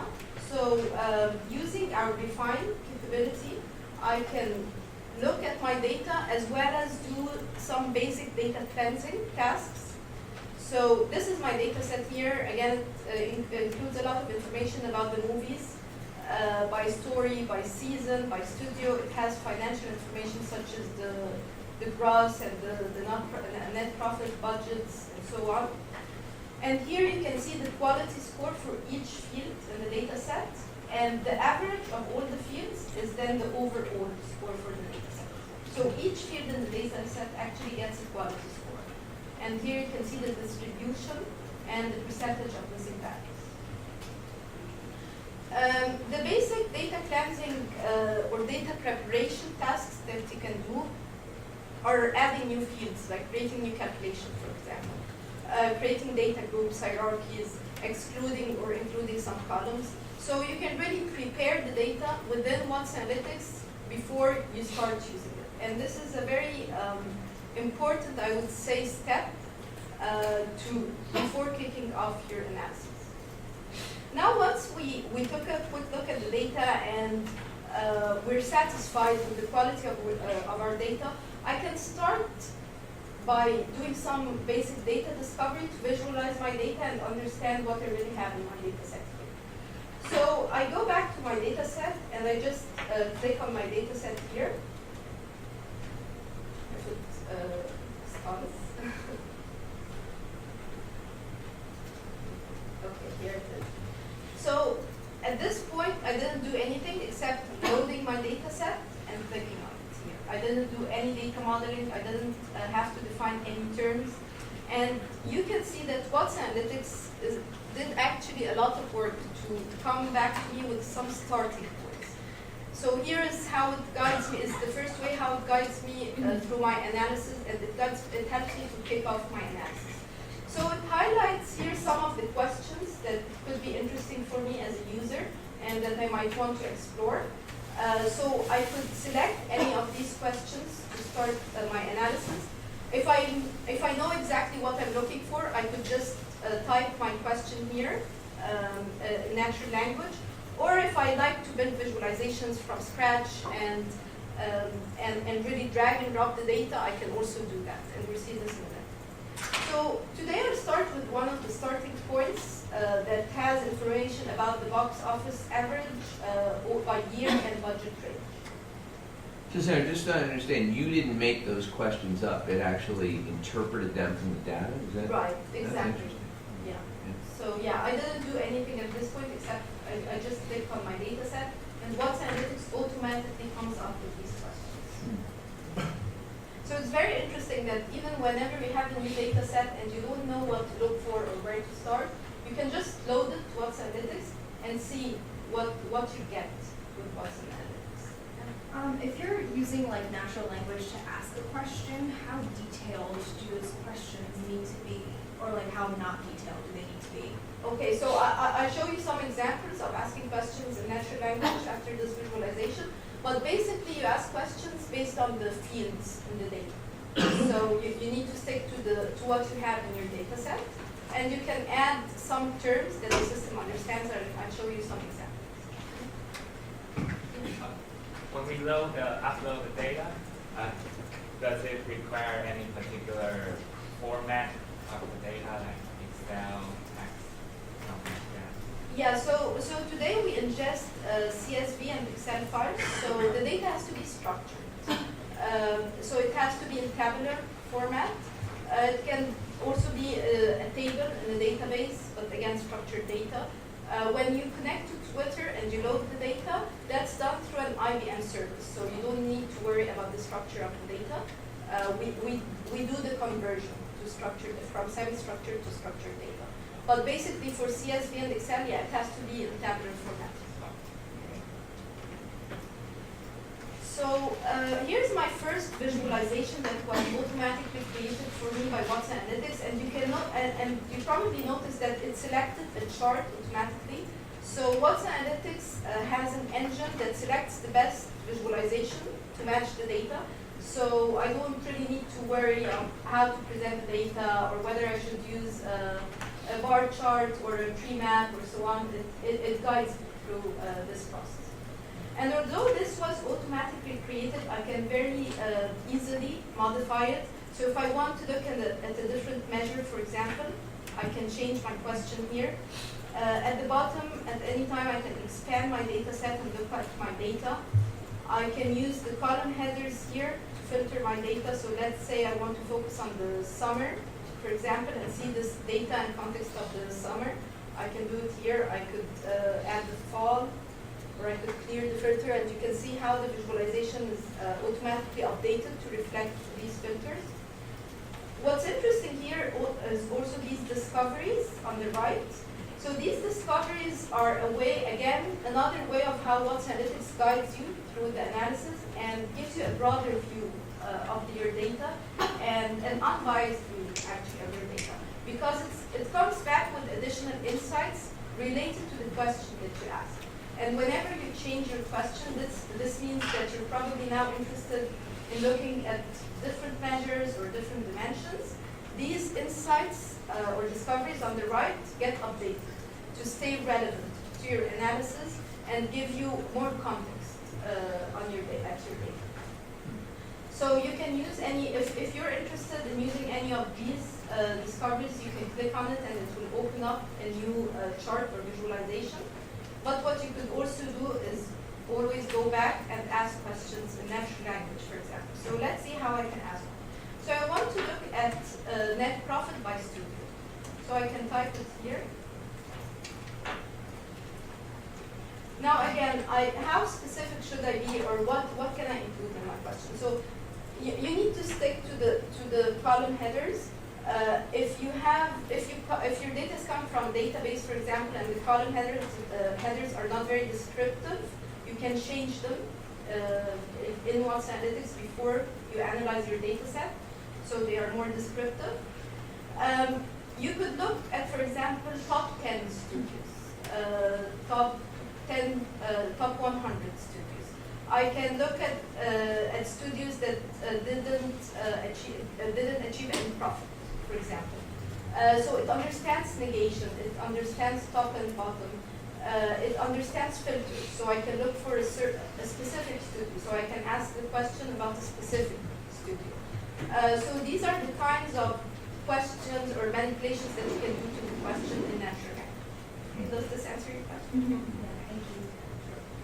So now that I typed in my question, once I click on enter, you can see that Watson Analytics has updated the starting points here and got back to me with the most relevant results. So along with the chart or visualization that will be used to present this result. So here I can see, for example, I can see the result in a bubble chart, and this is exactly what I'm looking for. This question matches exactly what I asked in natural language. This is a word cloud, and I prefer to see a word cloud, so I'll just click on this one. And again, here it's the analysis is automatically created for me. So I didn't need to worry about dragging or dropping data or anything. So here I'm looking at net profits by studio across all the years that we have in the data, which are basically the years between 2007 and 2011. If I want to see a breakdown for each year, I could just drag and drop here from my data and add it here. If I prefer to see everything in a single chart, I can swap it to color by, and now I can see everything in a word cloud, but in different colors, depending on the year that I'm looking at. If I want to focus on a specific year, I could just click on it here. So you can really, I would say, play with the chart and manipulate it and interact with it very easily. And it's really fun to do, actually. Now, if you're someone who actually likes to build stuff from scratch and likes to select a certain graph or chart, you could also do that. So here we have all the different kinds of charts. You get a blank chart, and you can drag and drop in the data here. So I can look at, I can bring in foreign gross, for example. by story, by year. And this is how I can build in a few seconds a chart from scratch. Now, the last thing I wanted to show you in the discovery piece of Watson Analytics is the statistical analysis. So far, all what you've seen is basically breakdowns or visualizations looking at historical data, or what I have already in the data set, which are basically straightforward analysis of my data. But what I would like now to know is to understand what drives the profit, the net profit in my data set. So is the net profit driven by the studio or by the story of the movie or by the year, or was it higher in certain years? Is it by whatever, by country, by city? Like what really drives net profit? And again, if I have a wide data set with a few hundred columns, it's very, very difficult to do that using the classic analysis tools or the regular analysis ways. So you really need to apply some kind of statistical analysis to it to look at all the drivers and correlations in your data. In Watson Analytics, to do that, you can again ask the question. So what drives net profit? And this time, Watson Analytics gets back to me with different kinds of charts, which are basically, this is a spiral chart or a decision tree. But these are based now on statistical analysis and statistical models. So it has built, in a few seconds, a statistical model for me that's showing me different combinations in my data that drive net profit. So of course you can see that we have foreign gross and worldwide gross as drivers for net profit, which is expected. But then you can see that story, for example, has a very high impact on net profit. And here you can see the predictive spread of this result. So you're looking really at not only single values that drive net profit, but also at combinations of values. And you can see this in different visualization types. So again, if you want to change it to a decision tree, you can do that. If you want to look at a summary that lists only the single values, you can do that. Or here you can look at mainly the two top drivers for any target. And I could change my target here. And again, as I said at the beginning, this could be fraud, it could be churn, it could be employee attrition. So whatever you have in your data set, you can set it as a target, and Watson Analytics will automatically build the data model for you. Any questions at this point? So now that I'm done with my data analysis or data discovery, and I was able to visualize my data and understand the profits, the worldwide, and the worldwide gross for the different dimensions that I have in my data. It's now time for me to go and build a dashboard to share these insights with the rest of my team. So we have here the display capability where I can just select a new display and select the template that I can use to build my dashboard. I'll show you one that I've already created as an example. So this is the dashboard that I've already created. Again, you can combine data from different sources, and it's very interactive. So I can have filters here and use these sliders to filter my data. And you can see that as I'm changing these filters, my data gets updated.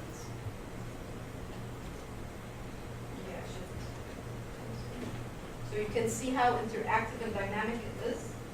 I could also share it out as we've seen before.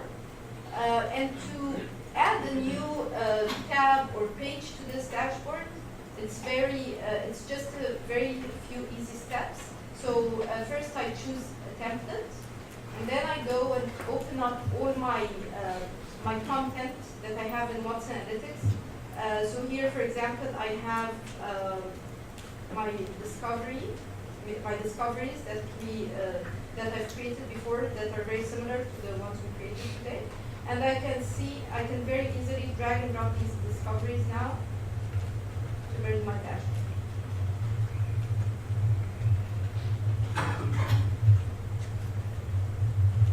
So here I built a very simple page.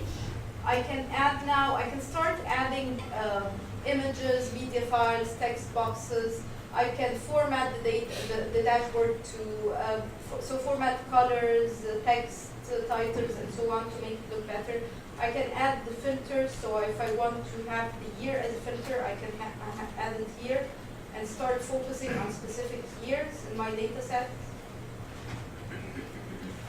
And that's basically how you can then share, combine the results of your analysis into a single dashboard and then share it out with the rest of your team. It's like storytelling, right? Right. It's like telling the story of your analysis and how you got to the insights through Watson Analytics. So this gets me to the end of the demo here. So we've seen how we can load data in Watson Analytics and go very quickly back to the sites. So we've seen how we can load data and do basic data preparation work in Watson Analytics, how we can run predictive analytics on the data, how we can ask questions in natural language and do data visualization and data discovery, and finally build a dashboard to tell the story of our analysis. So what I would like to discuss with you in a minute now is how Watson Analytics really fits with other enterprise business intelligence solutions, for example, or statistical analysis solutions. So as we see it, it's definitely not a replacement. So if you're using IBM Cognos, if you heard about it before, or SAP Business Objects, or Oracle OBIE, we're not replacing these solutions. These are probably enterprise solutions that are used already by large enterprises. But what we're doing here is we're helping the business user to get to the insights quickly, easily, and to also get an unbiased view, not only the biased view that they already know. So it's an entry point for the business user. And again, they don't need, as you've seen, I don't need any technical skills to ask questions. I don't need to learn the tool or understand or do any coding to create these visualizations. It's all done by just using natural language. So it's an entry point for the business user. And finally, Watson Analytics, what you need to remember as a differentiator between Watson and Watson Analytics, we're part of the Watson platform. We're using services that are part of the Watson platform, such as the natural language processing. But at the end of the day, we analyze structured data with Watson Analytics. Watson, the platform, usually analyzes unstructured data. So that's one of the biggest differentiator. The second differentiator is the type of skills required to run a Watson application versus Watson Analytics. So with Watson Analytics, you don't need any skills, basically. You just ask questions. With Watson, you probably need some technical skills. And you need to spend some time, I would say, to learn how to use the applications and the different solutions in Watson. Sarah, just a quick question to your first point there. But you did show that you could bring, for example, Twitter data into Watson Analytics, and that's unstructured, right? So we consider it semi-structured data, yeah. Because it's structured by Twitter. Right, it's a JSON file usually, and we transform it to a tabular format before we use it in Watson Analytics. But this transformation is done so internally using IBM tools, so the user doesn't really interact with the semi-structured data at any point. I mean, would it allow you to do sentiment analysis with Twitter on a company or something with Watson Analytics? Right. Yeah, we do. Again, we have another capability called social media analytics, which is part of Watson Analytics. Okay. And this allows you to pull in data from any social media site, not only Twitter. And you can do sentiment analysis, geographical analysis. You can look at different breakdowns by topic, by theme, by hashtags, and so on top of social media. Yeah, very good. Can you use like images?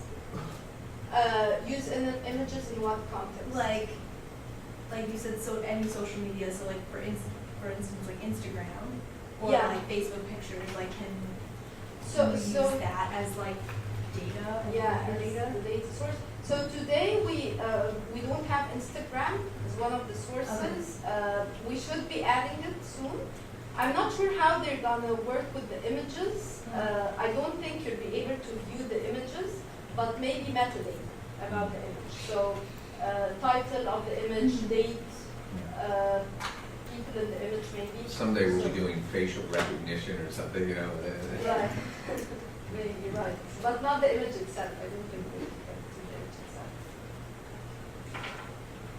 Any other questions? I have a question. So last semester I took a class that was based in R Studios. Is Watson Analytics the backend? Is that what it uses? So today Watson Analytics uses SPSS, which is an IBM solution. So this is the predictive analytics backend that we're using in Watson Analytics. In SPSS, you can plug in R code, but then you have to export the data from SPSS so you can use it in Watson Analytics. But there's no direct integration between R and Watson Analytics right now. Okay, so as Linda said, you can register for the free edition. I'm sure you're working with IBM team Yeah, to yeah. get I'm actually licenses. having a little trouble on the login. Can you show that, how you do the registering? I'm having a little trouble getting into, on my personal computer, into logging for the professional version. I'm trying to get them all the professional version. Yeah, that's right. Do you think I need to get the professional version? Would you be better off just doing? So the professional has more capabilities, like the Twitter integration, for example. Right, right. Like the database connection, so you can bring in data from the database, not only spreadsheets. Okay.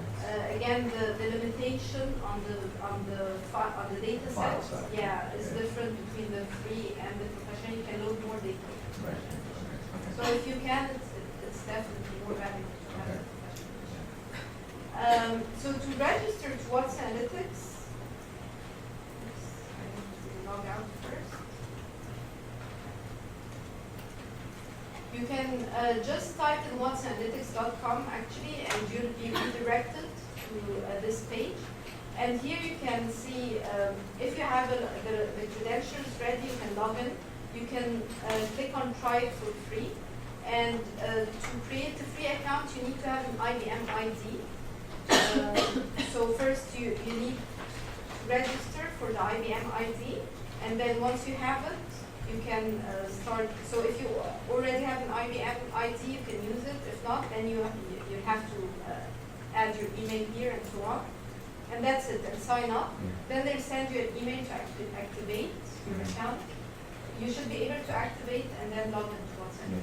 I'm actually gonna upload your email IDs into, I can do a bulk upload Yeah. into there. So I'm just having a little trouble with one thing, and I'm gonna get help on it, and then we'll get you in, so. But isn't this cool? Is this amazing? Other questions? Yeah. Yeah. Any questions on this for these guys?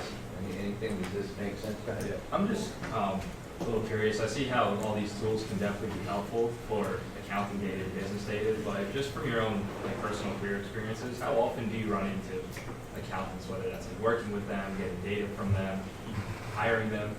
Good question. So for me personally, as I said earlier, the shift, I've traditionally worked with IT in most of my career.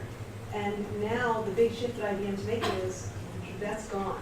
Like most of the people making decisions in the business. So we're going to be starting to work more and more with people like you in the business. But I haven't personally done a lot of work with accountants so far in my career. Sarah, do you want to comment? Yeah, sure. I've worked with some companies where, yeah, I did work with accountants, like KPMG, for example, which is one of our partners.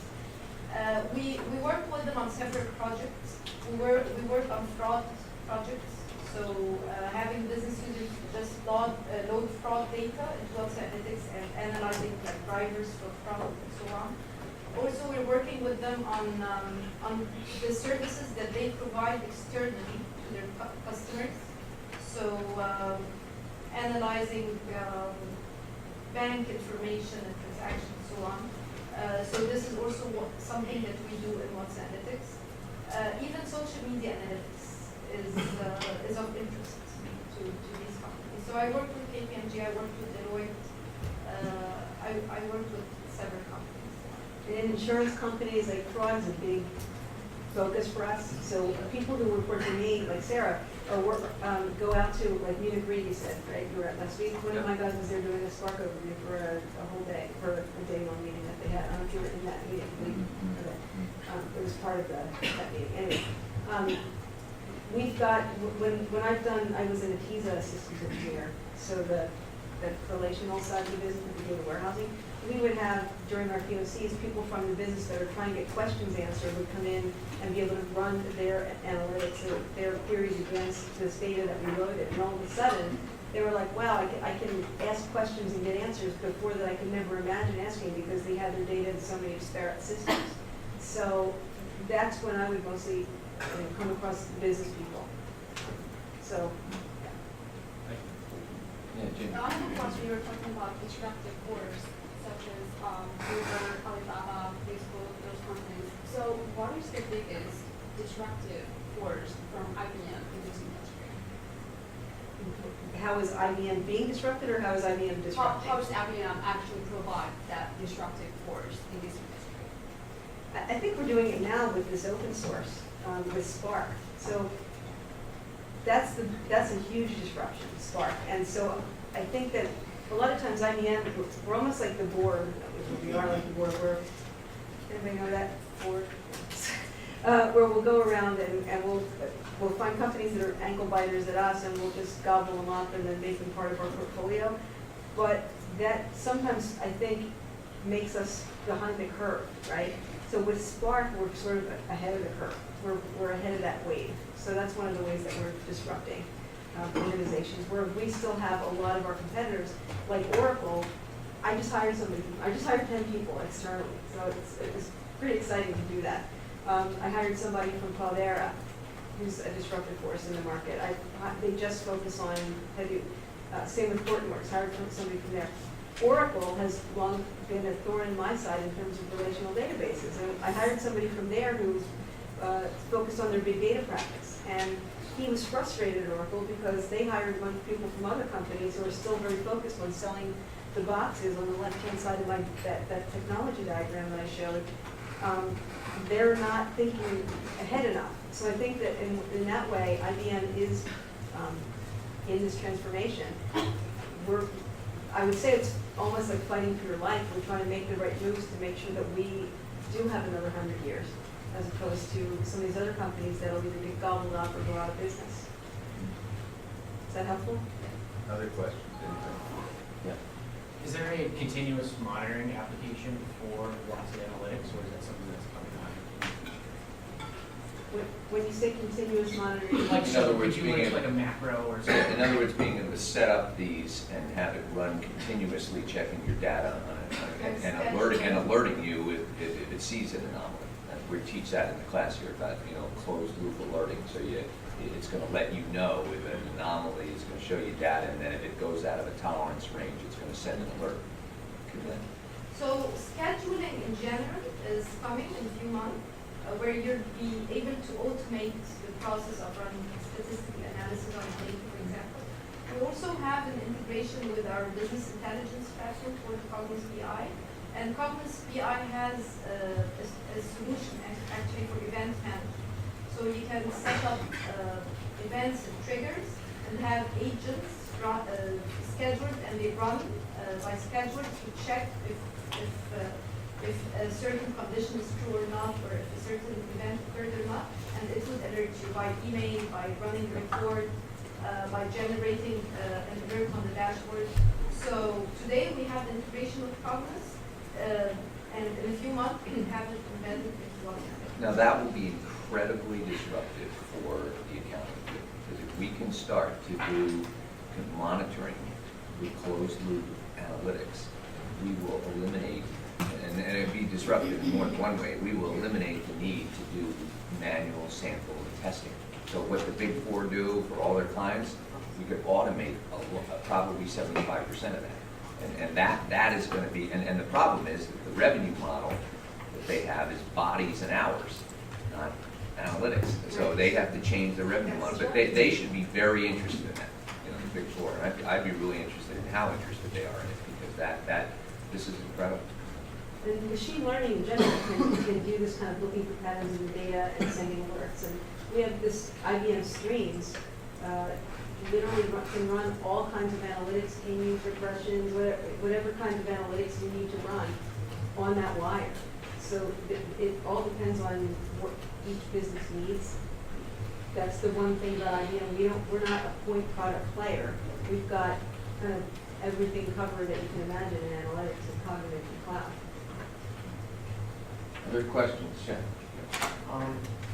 I was just kind of wondering, Watson's just kind of like, it kind of sorts all this data and tells you which questions are good questions to start with, and kind of like lets you see where the data is and what's kind of going on with it. Do you ultimately see it being something that can start making decisions for you?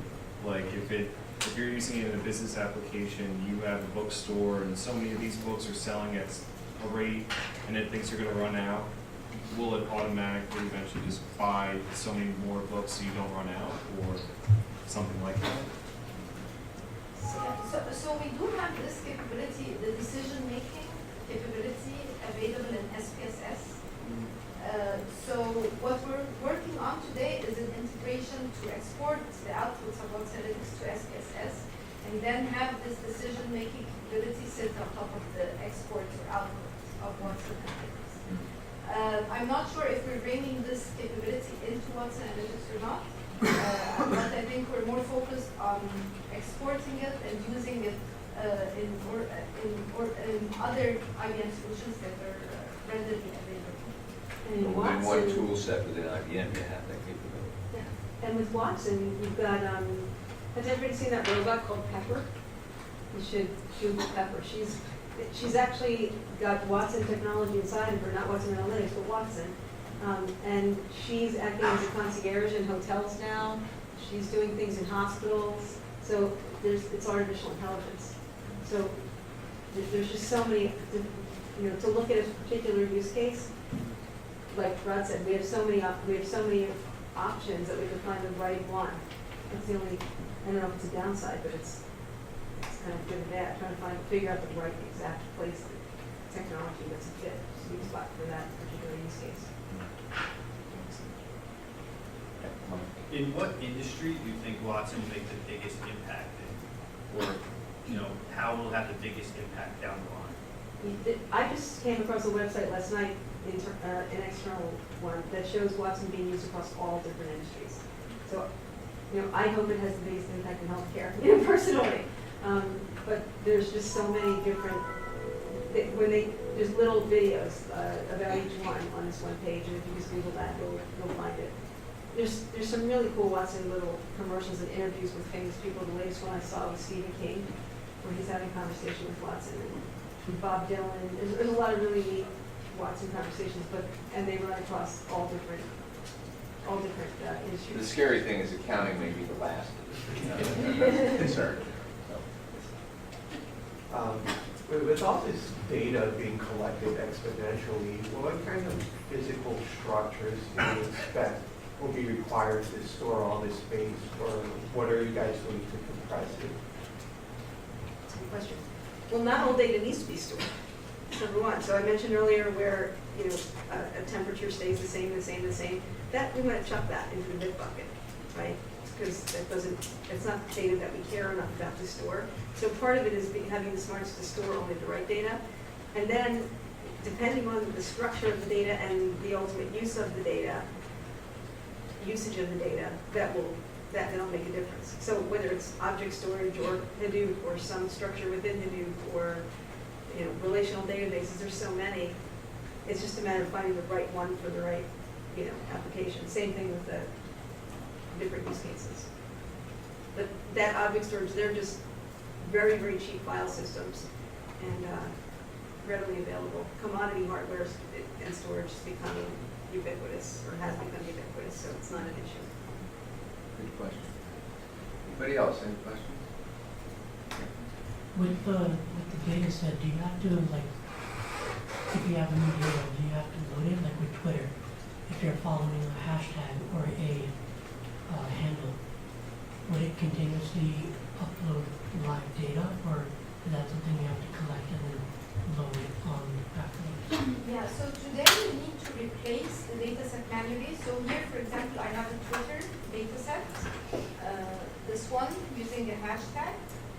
So I could just click on it and select replace. What it would do is it would go to, it would recollect the data from Twitter. Refresh. Yeah, refresh the data set. So it's just one click away to refresh the data. But again, the scheduling is coming. So it's on the roadmap very soon. We have scheduling, so you'll be able to schedule these refreshes. And there's IBM and Twitter have a big partnership. I don't know if everybody knows that. On Bluemix, you can access a service, and you can either access for free this Decahose, it's called, where it's like 10% of all the tweets that are out there, and do your analysis from that, or you can purchase, a monthly subscription fee for the entire fee. It's called some other clever name for it. Any other questions, anybody? Yes. So for with all this kind of thing, credit management and whatnot, and you were saying how you were using some of this to help for the Watson Analytics to help in the accounting world and things like that. What are things that we should be trying to make sure we learn now so that we're a part of that and ahead of the curve? Great question. Things to learn now. Well, this tool, to start off with, this is a really good entry point. I would start with that. And if you're interested in learning statistical analysis tools such as SPSS or R, for example, I think it's very, very important as well. Because even when we're using Watson Analytics, we're often asked to do comparisons or like benchmarking or so on between these solutions and other like open source solutions such as R, for example. So if you know both, that's an added value, of course. Anybody else? Any questions? Let me give you just a quick, because I thought this was excellent. And let me give you a quick blue sky type thing here. So you're an auditor going in with one of the firms, and you're going to do an accounts payable audit from the firm, and you pull down the accounts payable file into some kind of CVS format or something like she was showing here earlier with this data. And they tell you, okay, we'd like you to get a random number generator, take a random sample of 5 or 30 out of this population of 40,000 accounts payable transactions, or 150,000. And then we want you to tick and tie it back, and then we want you to go into PowerPoint and make up a chart so we can show the management of the company how it did. What is that going to look like, and how long is that going to take you, and how effective is that as a control? So instead, you say, yeah, great, well, I'll take that sample, but let me take that file for a minute, and I'm going to go on to the demo version first here of Watson Analytics. And I'm going to run it against that, and I'm going to ask the analytic questions that I'm looking for anomalies that you have in an accounts payable audit. And it's going to automatically give you half the questions probably, and then it's going to generate this kind of chart. Can you imagine making up one of those charts in PowerPoint? How long that would take you to do? And then you're going to have an instant result to show your management and sell them on the idea of using, and that now becomes populations. It's going to do the whole population of data, and then we can refresh it, and then we could eventually put it into a data stream. I mean, it just revolutionizes the level of assurance precision and the value of the audit and the presentation of the audit, and you as a junior auditor in a firm that knows how to leverage technology, and at least initially it didn't cost them a penny. You're going to use it as demo. I mean, I think what you showed was excellent, Sarah. That is where we need to go, and the irony of it all is that the technology is already here. I mean, sure, the continuous part and putting the ongoing monitoring and the alerting is going to take a little bit of stuff, but they have it within their suite, within their tools to do it today. It's a culture issue, and the culture's got to change. And I'd like to encourage you to maybe use that. Yeah, Do you have a class coming in here? What time? Now, they're coming down. I'll be right out. Yeah. I think we get out early today. But so just think about that. That's disruptive, and that's something you could do today. You could take that accounts payable data, load it right into here, and do that analysis. Yes. I think it will be a problem that if I'm an auditor, I give the data to IBM. Maybe the data contains some secret for the client, because we have to upload the data to Watson analysis. Security. Yeah, security question. Yeah, so that's a very good question actually. What Analytics is hosted on IBM software, and it is compliant with a huge number of security standards, like the ISO 27001, which is a very strict, I would say, security standard. And we're adding new stats such as we're adding, for example, the HIPAA compliance, so we can load healthcare data. And today, what I'm seeing is that most companies are moving to the cloud. So I think cloud has proved that it's actually more secure than on-prem solutions. So yeah, and we do provide documentation for our clients that include all the frequently asked questions and information, like white papers about security. All right, well, hey, I don't know what's going on out here, but I can find out. So we're going to take a break here, and I want to just give them a really warm welcome. Remember,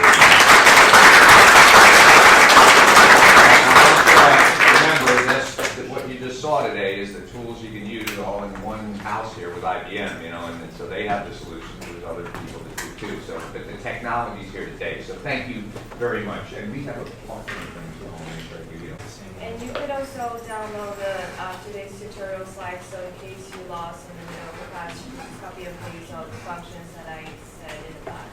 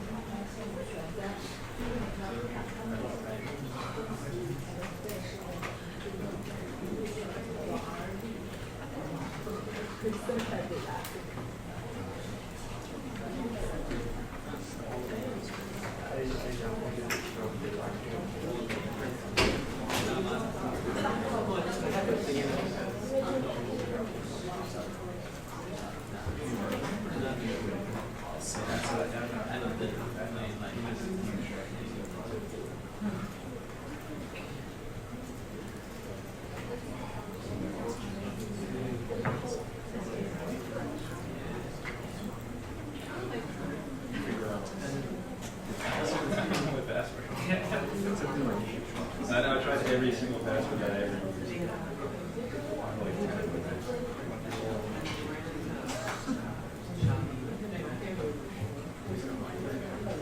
Yes.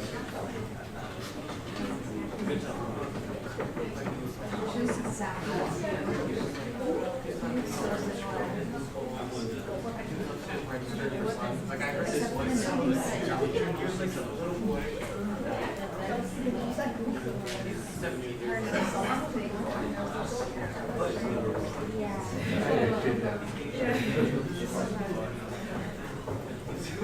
Thank you.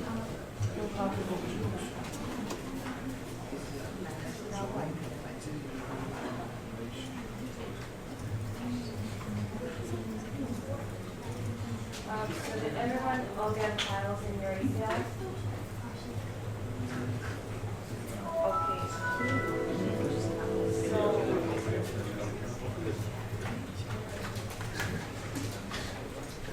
you should see 6 table like you all get the 6 tables in your ACL software. Okay, so in today's class, I'm going to just show you 2 functions, join table and relation table. So these 2 tables could make sure that when you have more than one table you want to analyze, you could combine these 2 tables together to do the analysis. So the join table and relation table functions are actually really similar, but the only difference is that join table creates an additional table for so I combine the 2 tables and create the additional table for your analysis. And relation table kind of do it in a virtual way, so it kind of make a link behind the 2 tables so you could join it not physically.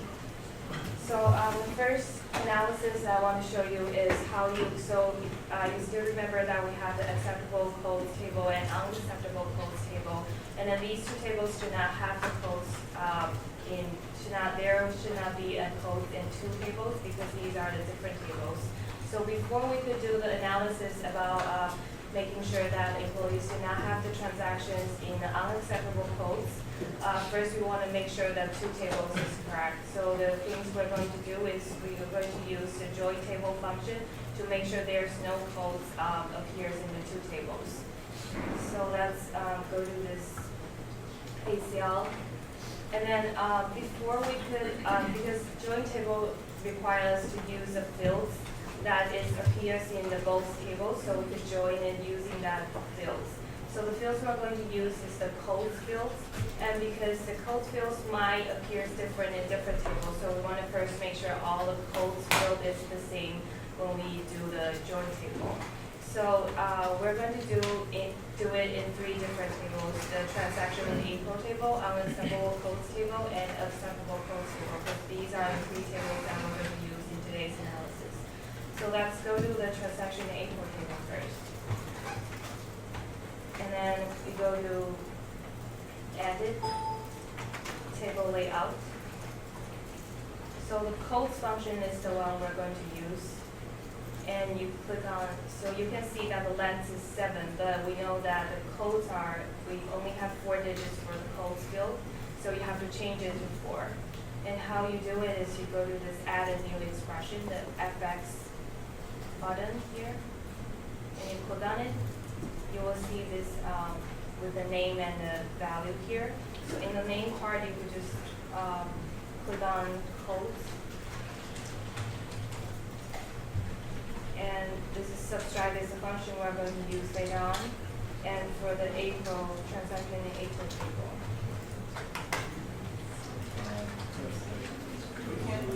You can't see it. You could create any name you want, but these are on the slides, so it's it's on page 6, the code sub April. So we're like adding a new field using the codes field to duplicate another new one, because usually when we change something in the table, we don't want to mess up with the raw data, so we add a new field that is exactly the same with the codes, but only have 4 digits.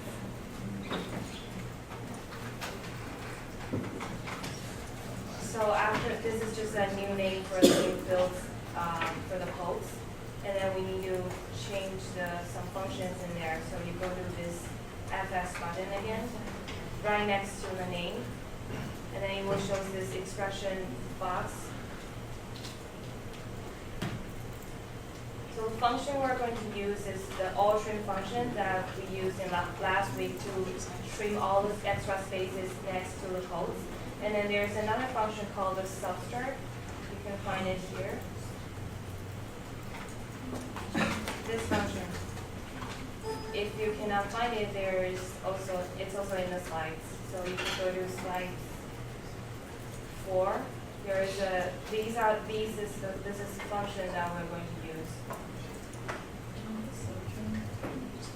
Slide 4 under the track the codes table for obvious errors.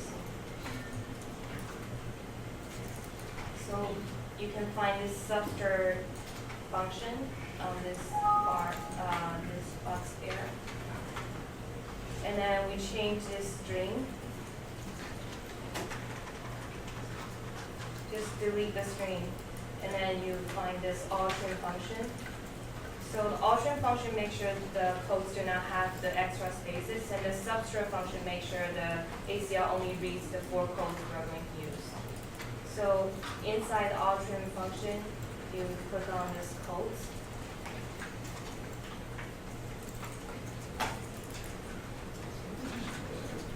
Everyone got to this step? Which step are you in? I can show it again. I'm just getting the PowerPoint so I can. Oh, okay. All right, so the start, we want to start from digit 1 to digit 4.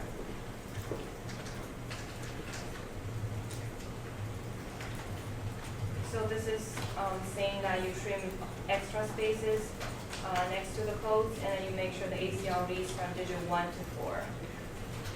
And you can verify your function, make sure it's valid. Yeah. Okay, if it's valid, and you click on OK here. So the function appears here in the default value.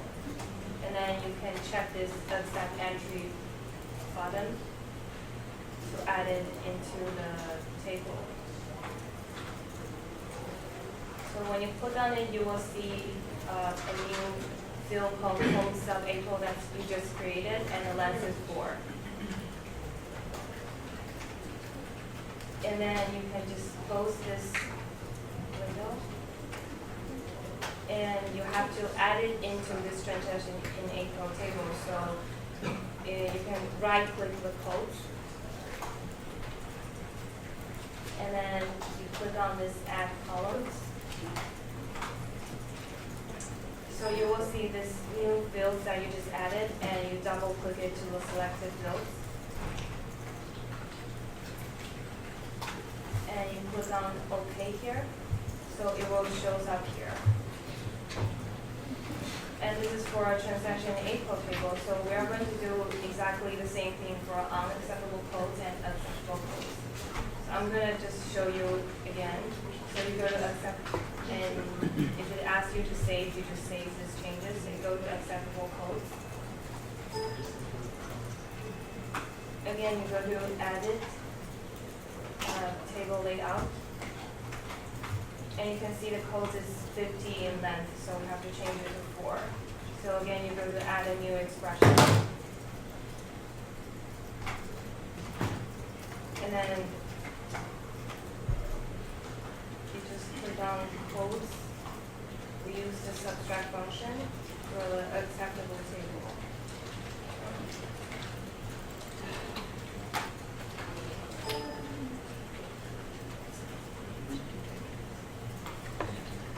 So after you have the name, you click on this expression function. And we just do exactly the same thing. You go to find this subtract function.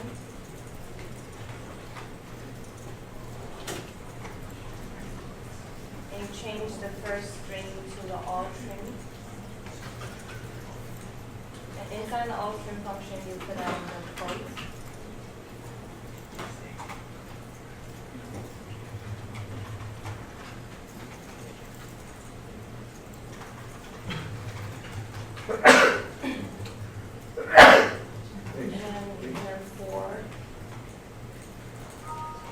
Verify your function here.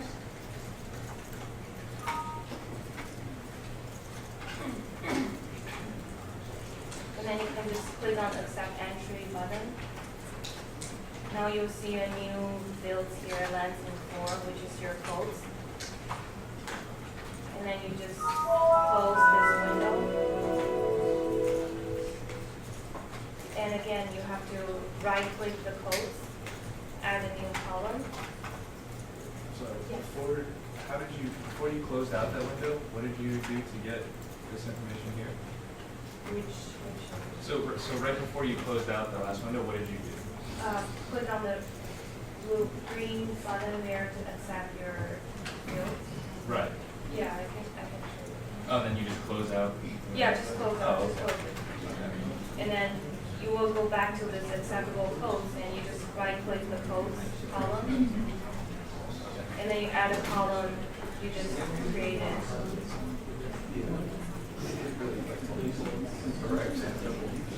And just add it to the acceptable table, and we're going to do the same for unacceptable codes.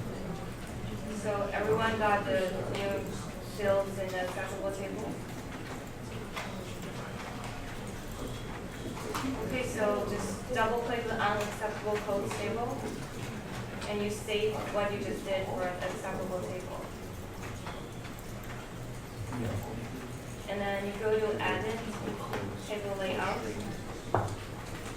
Again, we want to change the codes to length in 4. So you go to this add a new expression.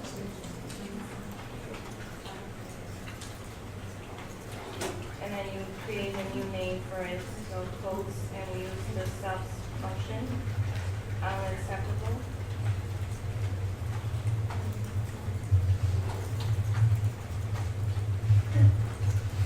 And then you go to this expression box.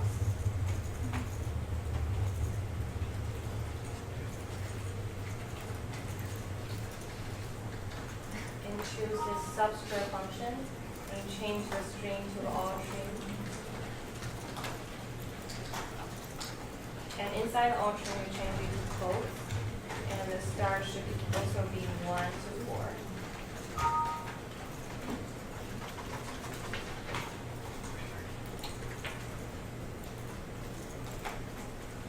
If you cannot see that on screen, it's all on the slides. So you could just, these are the functions that we use to change all 3 tables. And the name is also on the slides. And then you just verify your function, make sure it's valid. And you click on OK. Then accept the entry.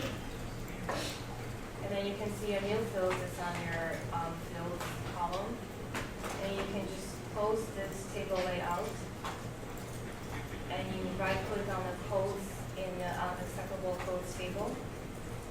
And click on add a column. And you just add the column that you just created.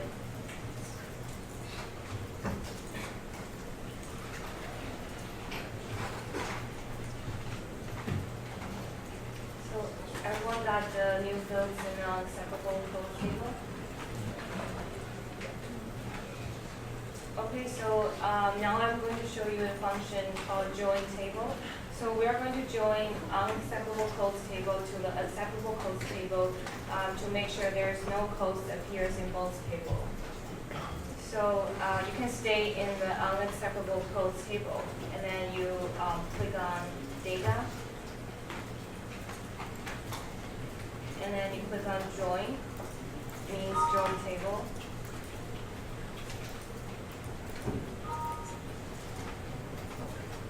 It will show, if it shows the box that just appeared, you just click on OK. So after you've got this join box, and then you click on this primary keys. So because we are currently on the unacceptable table, so the primary keys will be the codes that we just added.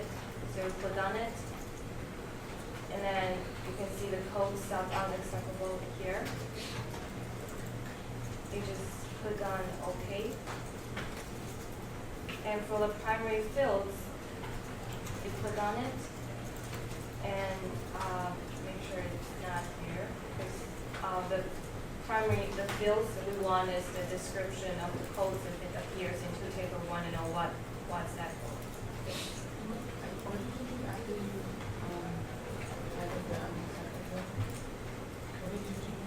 I can do that. So, just in the unacceptable codes table, you go to data, and then join, and in the primary keys, because we want to join the 2 codes so the 2 tables will be related. So you just double click on the code stuff unacceptable. Make sure it's in the selected fields, and then you click on OK here. And then for the primary fields, we want to know the description of the codes. So you double click it. And then you click on OK here. And then we have to choose a secondary table, which is an acceptable table, because we want to know the join the 2 tables. So you just click on this bar and then choose the acceptable codes table. And then in the secondary keys, you click on it. You choose the new fields that you created for the acceptable table. So you double click the code sub acceptable. And you click on OK here. And just make sure that this pre-stored secondary table, this box is checked, because this will make the table exactly match the unacceptable tables. And then in the 2, so this is the name that you want to export the data. So just create a new table name called you could choose your own. Then you could say codes in both table.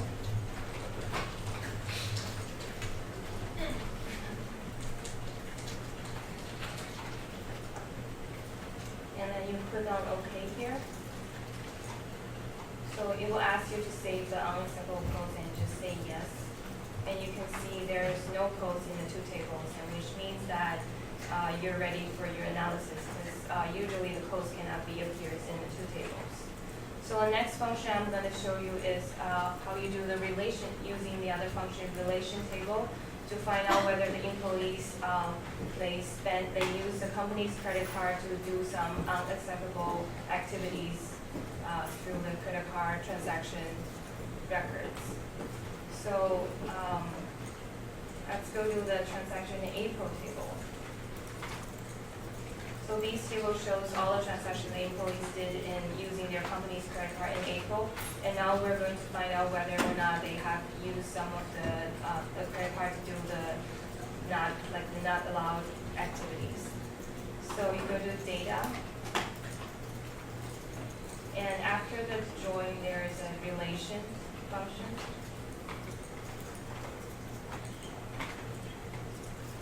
It just show you how to use it. So you click on OK here. You will see in this relation box there is a transaction in April table shows here. You can just make it wider so you can see all the fields. And then you have to add the unacceptable codes table to make these two tables link together so you can know the codes. So you click on Add Table, and you just check this unacceptable codes table. And then you click on Add, and then close the box for Add Table. Now you can see the unacceptable codes. Again, you make it wider the fields that we want to link together for these two tables are the codes sub April and codes sub unacceptable. So whenever you want to link two tables, you want to make sure that you link the same fields in the two tables, and that will work.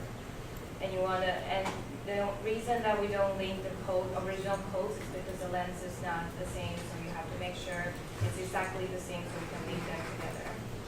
So we just click on it and then drag it to click on the code sub April and drag it to a code sub unacceptable table. If you accidentally link the wrong one, you could right click it to delete it and then do it again. So you drag the code sub April to the code sub unacceptable. And then after you do this, you click on finish. So it seems that it doesn't change anything, but you could add a new column, which is from the codes from the unacceptable table to the transaction in April table, and find out the unacceptable transaction. So now you right-click your code sub April column, and then you click on Add Columns. So in this from table bar here, you could find the unacceptable code table here now because we just link it. And you just click on it, so it will show the fields in the unacceptable codes table. Now you click on this code sub unacceptable. Make sure it's in the selected fields, and you can click on OK here. Now you will see a new column here. So when you scroll down a little bit, you can see some of the transactions are actually violating the company's policy. And you could do a quick filter to find out these transactions. So you click on this blank here, and then right click it. And we do a quick filter to make the selected fields not equal to the blank. So we click on not equal. And then now you can see all the transactions that is violating the company's policy. So you can see, like in the description fields, that some of the employees use the company's credit card to do cruise or betting. And you could go to analyze and count how many records we have. So it shows 7 records of violation. So this is how you do join table and relation table.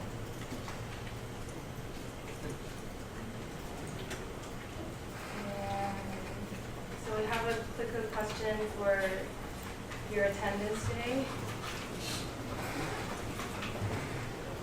It's channel 41.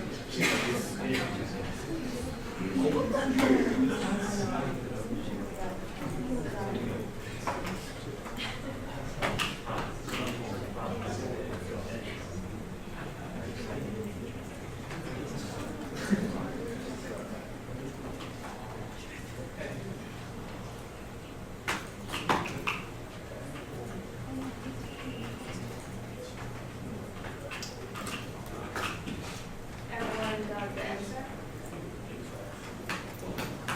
Okay, yeah, so the answer is A. And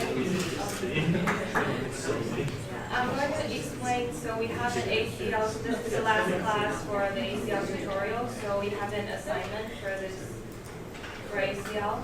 So the group is based on your presentation group that, so in every class, at the beginning of class, is that group. And then assignment is the exercise on page 31, 39, 46, and 47 in the ACL in practice. It's on, this document is on the Blackboard. So you could find it here, or you go to the assignments. I have attached it in the assignment too. So the assignment will be due on July 24th. And you have to, so when you do the analysis, you have to submit the report with a screenshot to describe your analysis. So you have to make sure the screenshot is clear. I can see the results. So I'm going to give you an example of the assignment for previous class. So this is,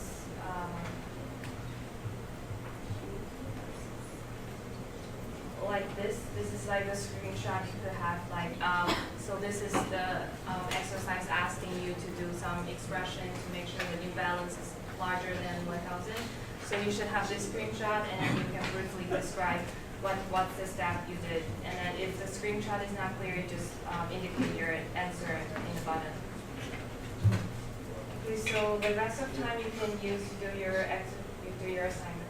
And then you could So it's just one per group that will submit?